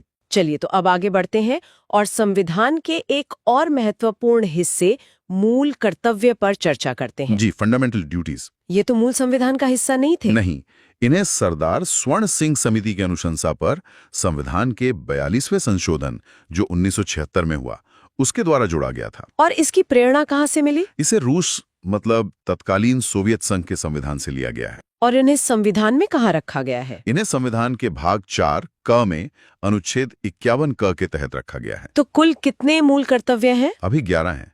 जब जोड़े गए थे तब 10 थे। तो एक एक करके इन्हें समझते हैं। पहला कर्तव्य क्या है? पहला है कि प्रत्येक नागरिक का ये कर्तव्य होगा कि वो संविधान का पालन करे और उसके आदर्शों, संस्थाओं, राष्ट्रध्वज और राष्ट्रगान का आदर करे। जी। दूसरा, स्वतंत्रता के लिए हमारे राष्ट्रीय आंदोलन को प्रेरित करने वाले उच्च आदर्शों को हृदय में संजोए रखे और उनका पालन करें। मतलब जिन सिद्धांतों के लिए आजादी की लड़ाई लड़ी गई उन्हें याद रखें। बिल्कुल। तीसरा है भारत की प्रभुता, एकता और अखंडता की रक्षा करे और उसे अक्षुण्ण रखे। चौथा कर्तव्य, देश की रक्षा करे, मतलब जब भी देश को जरूरत हो। हाँ। पांचवा है भारत के सभी लोगों में समरसता और समान भ्रातृत्व की भावना का निर्माण करे, भाईचारे की भावना। जी। और छठा है हमारी सामाजिक संस्कृति की गौरवशाली परंपरा का महत्व समझे और उसका परिरक्षण करें। हमारी मिलीजुली संस्कृति को बचाए रखना। सही। सातवां, प्राकृतिक पर्यावरण की रक्षा और उसका संवर्धन करें। ये तो निर्देशक सिद्धांतों में भी था। हाँ, ये राज्य और नागरिक दोनों की जिम्मेदारी है। आठवां कर्तव्य बहुत दिलचस्प है। वैज्ञानिक दृष्टिकोण और ज्ञानार्जन की भावना का विकास करें। अंधविश्वास से दूर होकर तर्कपूर्ण सोच को अपनाना। जी। नौवां है सार्वजनिक संपत्ति को सुरक्षित रखें और हिंसा से दूर रहें। हाँ। 10वां है व्यक्तिगत एवं सामूहिक गतिविधियों के सभी क्षेत्रों में उत्कर्ष की ओर बढ़ने का सतत प्रयास करें, मतलब खुद को और देश को बेहतर बनाने की कोशिश करते रहें। और 11वां कर्तव्य जो बाद में जोड़ा गया, ये शिक्षा से संबंधित है ना? हाँ, माता पिता या संरक्षक द्वारा 6 से 14 वर्ष के बच्चों हेतु प्राथमिक शिक्षा प्रदान करना। ये कौन से संशोधन से जोड़ा गया? यह कर्तव्य 86वें संशोधन 2002 के द्वारा जोड़ा गया। तो ये थे हमारे मूल कर्तव्य। जी। तो इसके साथ ही संविधान का यह महत्वपूर्ण भाग यहाँ समाप्त होता है। हाँ, अगली कक्षा में हम संघीय कार्यपालिका के विषय पर अपनी चर्चा शुरू करेंगे। बातों को आगे बढ़ाते हुए आज हम संघीय कार्यपालिका के प्रमुख यानी राष्ट्रपति के विषय में विस्तार से जानेंगे। जी, जैसा कि हम जानते हैं, भारत में संसदीय व्यवस्था है और इस व्यवस्था में राष्ट्रपति नाम मात्र की कार्यपालिका होते हैं। मतलब असली शक्ति प्रधानमंत्री और उनके मंत्रिमंडल के पास होती है। बिल्कुल। राष्ट्रपति देश के संवैधानिक प्रधान हैं। उन्हें भारत का प्रथम नागरिक भी कहा जाता है। तो चलिए सबसे पहले ये समझते हैं कि अगर किसी को राष्ट्रपति बनना हो तो उसके लिए क्या-क्या योग्यताएं होनी चाहिए। देखिए, संविधान के अनुच्छेद 58 में इसकी 4 मुख्य शर्तें दी गई हैं। पहली, कि व्यक्ति भारत का नागरिक हो। ये तो जाहिर सी बात है। हाँ, ये तो होना ही चाहिए। दूसरी, कि वो 35 वर्ष की आयु पूरी कर चुका हो। ठीक है, 35 साल। तीसरी, वो लोकसभा का सदस्य निर्वाचित किए जाने के योग्य हो। अच्छा, यहाँ एक बात है, इसका मतलब ये नहीं है कि उन्हें लोकसभा का सदस्य होना ही चाहिए, बस योग्य होना चाहिए। सही है? एकदम सही, बस योग्यता होनी चाहिए। और चौथी शर्त है कि वो चुनाव के समय किसी लाभ के पद पर ना हो। लाभ का पद, ये थोड़ा समझाएंगे। मतलब वो किसी ऐसी सरकारी नौकरी में ना हो जिससे उनकी निष्पक्षता पर सवाल उठे। पर यहाँ एक दिलचस्प बात है। वो क्या? अगर कोई व्यक्ति पहले से ही राष्ट्रपति, उपराष्ट्रपति, किसी राज्य का राज्यपाल या फिर केंद्र या राज्य में मंत्री है तो उस पद को लाभ का पद नहीं माना जाएगा। ओह अच्छा, तभी मंत्री या राज्यपाल भी चुनाव लड़ पाते हैं। जी हाँ, बिल्कुल। तो ये तो हो गई योग्यता की बात। अब आते हैं निर्वाचन पर। ये तो हम जानते हैं कि आम जनता सीधे वोट नहीं डालती, तो फिर राष्ट्रपति को चुनता कौन है? राष्ट्रपति का चुनाव एक निर्वाचक मंडल करता है, एक इलेक्टोरल कॉलेज। और इस कॉलेज में कौन कौन होता है? इसमें राज्यसभा, लोकसभा और सभी राज्यों की विधानसभाओं के सिर्फ निर्वाचित सदस्य होते हैं। सिर्फ निर्वाचित सदस्य? मतलब जो मनोनीत सदस्य होते हैं, जैसे राज्यसभा में 12 सदस्य, वो वोट नहीं करते? नहीं, वो इस चुनाव में भाग नहीं लेते। और अब तो एक नई व्यवस्था के तहत पुदुचेरी और दिल्ली विधानसभा के निर्वाचित सदस्यों को भी इसमें शामिल कर लिया गया है। ठीक है। और अगर किसी को चुनाव लड़ना हो तो क्या कोई भी जाकर नामांकन भर सकता है? नहीं, ऐसा भी नहीं है। उम्मीदवार के लिए निर्वाचक मंडल के ही 50 सदस्य प्रस्तावक होने चाहिए और 50 सदस्य अनुमोदक। यानी कुल 100 सांसदों या विधायकों का समर्थन चाहिए सिर्फ नामांकन के लिए। हाँ, इससे ये सुनिश्चित होता है कि केवल गंभीर उम्मीदवार ही चुनाव में उतरे। और क्या कोई एक व्यक्ति दोबारा राष्ट्रपति बन सकता है? हाँ, इस पर कोई सीमा नहीं है। एक ही व्यक्ति जितनी बार चाहे राष्ट्रपति के पद पर निर्वाचित हो सकता है। तो ये तो हुई चुनाव की प्रक्रिया। अब मान लीजिए कि राष्ट्रपति को उनके पद से हटाना हो, तो क्या इसका भी कोई प्रावधान है? जी है, और ये प्रक्रिया बहुत बहुत कठिन बनाई गई है। इसे महाभियोग या इम्पीचमेंट कहते हैं। इसका जिक्र संविधान के अनुच्छेद 61 में है। महाभियोग। और ये किस आधार पर लाया जा सकता है? इसका सिर्फ एक ही आधार है, संविधान का अतिक्रमण, यानी संविधान का उल्लंघन करने पर। लेकिन संविधान का अतिक्रमण तो बहुत स्पष्ट नहीं है। इसे कौन तय करेगा? सही सवाल है। इसकी कोई साफ परिभाषा नहीं है। ये तय करने का अधिकार संसद को ही दिया गया है। महाभियोग का प्रस्ताव संसद के किसी भी सदन में शुरू किया जा सकता है, लोकसभा या राज्यसभा। और इसकी प्रक्रिया क्या है? इसकी एक शर्त है, जिस भी सदन में प्रस्ताव लाना है उन्हें कम से कम 14 दिन पहले राष्ट्रपति को एक लिखित सूचना देनी पड़ती है। एक नोटिस? हाँ, एक नोटिस। और उस नोटिस पर उस सदन के कम से कम 1/4 सदस्यों के हस्ताक्षर होने जरूरी हैं। और नोटिस के बाद जब प्रस्ताव सदन में आता है तो उसे उस सदन की कुल सदस्य संख्या के कम से कम 2/3 बहुमत से पारित करना होता है। कुल सदस्य संख्या का 2/3? ये तो बहुत बड़ा बहुमत है। जी, और एक सदन से पास होने के बाद प्रस्ताव दूसरे सदन में जाता है। दूसरा सदन इन आरोपों की जांच करता है। और इस जांच के दौरान राष्ट्रपति का क्या? जांच के दौरान राष्ट्रपति को अपना पक्ष रखने का पूरा अधिकार होता है। वो खुद उपस्थित हो सकते हैं या अपना कोई प्रतिनिधि भेज सकते हैं। और अगर दूसरा सदन भी आरोपों को सही मान ले? अगर जांच के बाद दूसरा सदन भी प्रस्ताव को अपनी कुल सदस्य संख्या के कम से कम 2/3 बहुमत से पारित कर दे, तो उसी तारीख से राष्ट्रपति को अपने पद से हटा हुआ मान लिया जाता है। समझ गया। अच्छा, अगर राष्ट्रपति का पद उनकी मृत्यु या त्यागपत्र से खाली हो जाए, तब क्या होता है? ऐसी किसी भी स्थिति में पद को 6 महीने के अंदर भरना अनिवार्य होता है। ठीक है, तो चलिए अब उस हिस्से पर आते हैं जिसका सबको इंतजार रहता है, राष्ट्रपति की शक्तियां और कर्तव्य। शुरुआत नियुक्ति संबंधी शक्तियों से करते हैं। बिल्कुल, ये उनकी एक बहुत बड़ी शक्ति है। राष्ट्रपति ही भारत के प्रधानमंत्री की नियुक्ति करते हैं। और बाकी मंत्रियों की? बाकी मंत्रियों की नियुक्ति भी राष्ट्रपति ही करते हैं, लेकिन प्रधानमंत्री की सलाह पर। और सरकार के बाहर? सरकार के बाहर भी लगभग सभी बड़े संवैधानिक पदों पर नियुक्तियां राष्ट्रपति ही करते हैं, जैसे सर्वोच्च न्यायालय और उच्च न्यायालयों के मुख्य न्यायाधीश। अच्छा, जजों की नियुक्ति भी? हाँ, भारत के नियंत्रक एवं महालेखा परीक्षक यानी CAG, राज्यों के राज्यपाल, मुख्य चुनाव आयुक्त और दूसरे चुनाव आयुक्त, भारत के महान्यायवादी, UPSC के अध्यक्ष और सदस्य। ये लिस्ट तो बहुत लंबी है। जी, बहुत लंबी है। वित्त आयोग, भाषा आयोग, पिछड़ा वर्ग आयोग, अल्पसंख्यक आयोग के सदस्य, भारत के राजदूत, इन सब की नियुक्ति राष्ट्रपति ही करते हैं। मतलब देश के पूरे प्रशासनिक और संवैधानिक ढांचे की चाबी एक तरह से उनके हाथ में है। आप ऐसा कह सकते हैं। अब बात करते हैं उनकी विधायी शक्तियों की। हाँ, कहा जाता है कि राष्ट्रपति संसद का एक अभिन्न अंग होते हैं। इसका क्या मतलब है? इसका मतलब है कि संसद सिर्फ लोकसभा और राज्यसभा से नहीं बनती। लोकसभा, राज्यसभा और राष्ट्रपति तीनों मिलकर संसद बनाते हैं। तो कोई भी विधेयक, कानून तभी बनता है जब उस पर राष्ट्रपति अपनी स्वीकृति दे देते हैं? बिल्कुल, उनके हस्ताक्षर के बिना कोई विधेयक, कानून नहीं बन सकता। और क्या अधिकार हैं उनके पास इस क्षेत्र में? उन्हें संसद के सत्र को बुलाने, सत्र खत्म करने और लोकसभा को भंग करने का भी अधिकार है।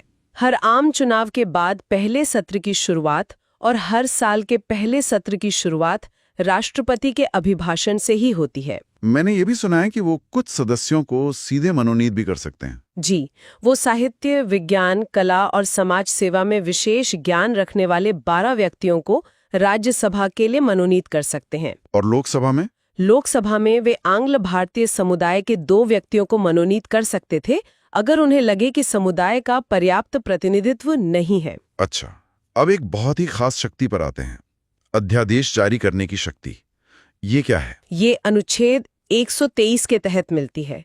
मान लीजिए संसद का सत्र नहीं चल रहा है और देश को किसी कानून की तत्काल जरूरत है। हाँ, कोई आपात स्थिति आ गई। तो ऐसी स्थिति में राष्ट्रपति एक अध्यादेश यानी ऑर्डिनेंस जारी कर सकते हैं, और इस अध्यादेश की शक्ति और प्रभाव बिल्कुल संसद द्वारा बनाए गए कानून जैसा ही होता है। तो ये तो एक तरह से राष्ट्रपति को कानून बनाने की शक्ति दे देता है। पर यह अस्थायी है।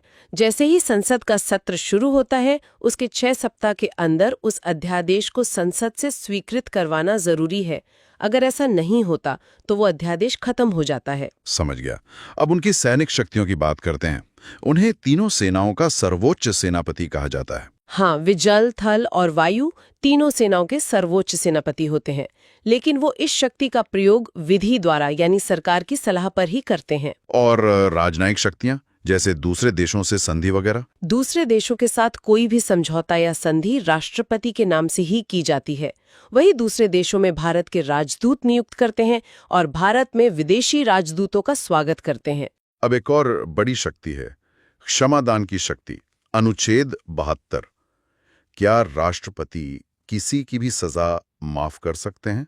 जी, उन्हें किसी भी अपराध के लिए दोषी ठहराए गए व्यक्ति की सजा को क्षमा करने, कुछ समय के लिए टालने, सजा की प्रकृति बदलने या सजा की अवधि को कम करने की शक्ति है। मतलब फांसी की सजा को भी? हाँ, फांसी की सजा को भी उम्र कैद में बदल सकते हैं या पूरी तरह माफ भी कर सकते हैं। और आखिर में आपातकालीन शक्तियां, इमरजेंसी। संविधान में राष्ट्रपति को 3 तरह की आपातकालीन शक्तियां दी गई हैं।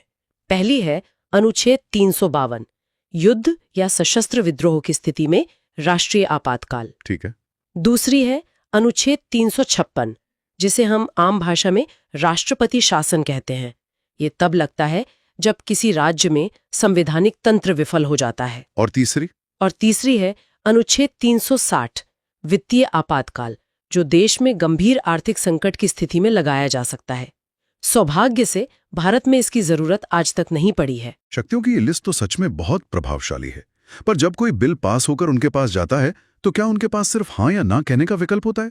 मेरा मतलब वीटो शक्तियों से है। उनके पास 3 तरह की वीटो शक्ति होती है। पहला है आत्यंतिक वीटो या एब्सोल्यूट वीटो। इसमें वो विधेयक पर अपनी राय सुरक्षित रख लेते हैं, जिससे वो बिल खत्म हो जाता है। दूसरा है निलंबनकारी वीटो या सस्पेंसिव वीटो। इसके तहत वो विधेयक को एक बार पुनर्विचार के लिए संसद को वापस भेज सकते हैं। लेकिन अगर संसद उसे फिर से पास करके भेज दे तब राष्ट्रपति को उस पर सहमति देनी ही पड़ती है। और तीसरा सबसे दिलचस्प है, पॉकेट वीटो। ये क्या है? इसका मतलब है कि राष्ट्रपति विधेयक पर ना तो सहमति देते हैं, ना उसे अस्वीकृत करते हैं और ना ही वापस भेजते हैं। वो बस उसे अनिश्चित काल के लिए अपने पास लंबित रख सकते हैं। मतलब अपनी जेब में रख लेते हैं? बिल्कुल, क्योंकि संविधान में कोई समय सीमा नहीं है कि उन्हें कितने दिन में फैसला लेना है। वाह। चलिए, आखिर में इस पद से जुड़े कुछ रोचक तथ्य भी देख लेते हैं। जरूर। जैसे डॉक्टर राजेंद्र प्रसाद भारत के पहले राष्ट्रपति थे और वो एकमात्र राष्ट्रपति हैं जो लगातार 2 बार चुने गए। हाँ। डॉक्टर एस राधाकृष्णन लगातार 2 बार उपराष्ट्रपति और 1 बार राष्ट्रपति रहे और केवल वीवी गिरी के निर्वाचन के समय दूसरे चक्र की मतगणना करनी पड़ी थी। और नीलम संजीव रेड्डी का किस्सा भी बड़ा अनोखा है। हाँ, वे एक बार चुनाव हार गए थे और फिर बाद में निर्विरोध राष्ट्रपति निर्वाचित हुए। और भारत की प्रथम महिला राष्ट्रपति वो थीं प्रतिभा देवी सिंह पाटिल। और एक दुखद तथ्य ये भी है कि डॉक्टर जाकिर हुसैन और फखरुद्दीन अली अहमद 2 राष्ट्रपतियों की मृत्यु उनके कार्यकाल के दौरान ही हो गई थी। तो आज की चर्चा से ये तो साफ है कि राष्ट्रपति का पद सिर्फ एक औपचारिक पद नहीं है। भले ही वो अपनी ज्यादातर शक्तियों का इस्तेमाल मंत्रिमंडल की सलाह पर करते हैं, लेकिन संविधान के संरक्षक के रूप में उनकी भूमिका बहुत अहम है। बिल्कुल, वे उस धुरी की तरह हैं जिसके चारों ओर देश का शासन तंत्र घूमता है। तो आज की कक्षा हम यहीं समाप्त करते हैं। अगली कक्षा में हम संघीय कार्यपालिका के दूसरे महत्वपूर्ण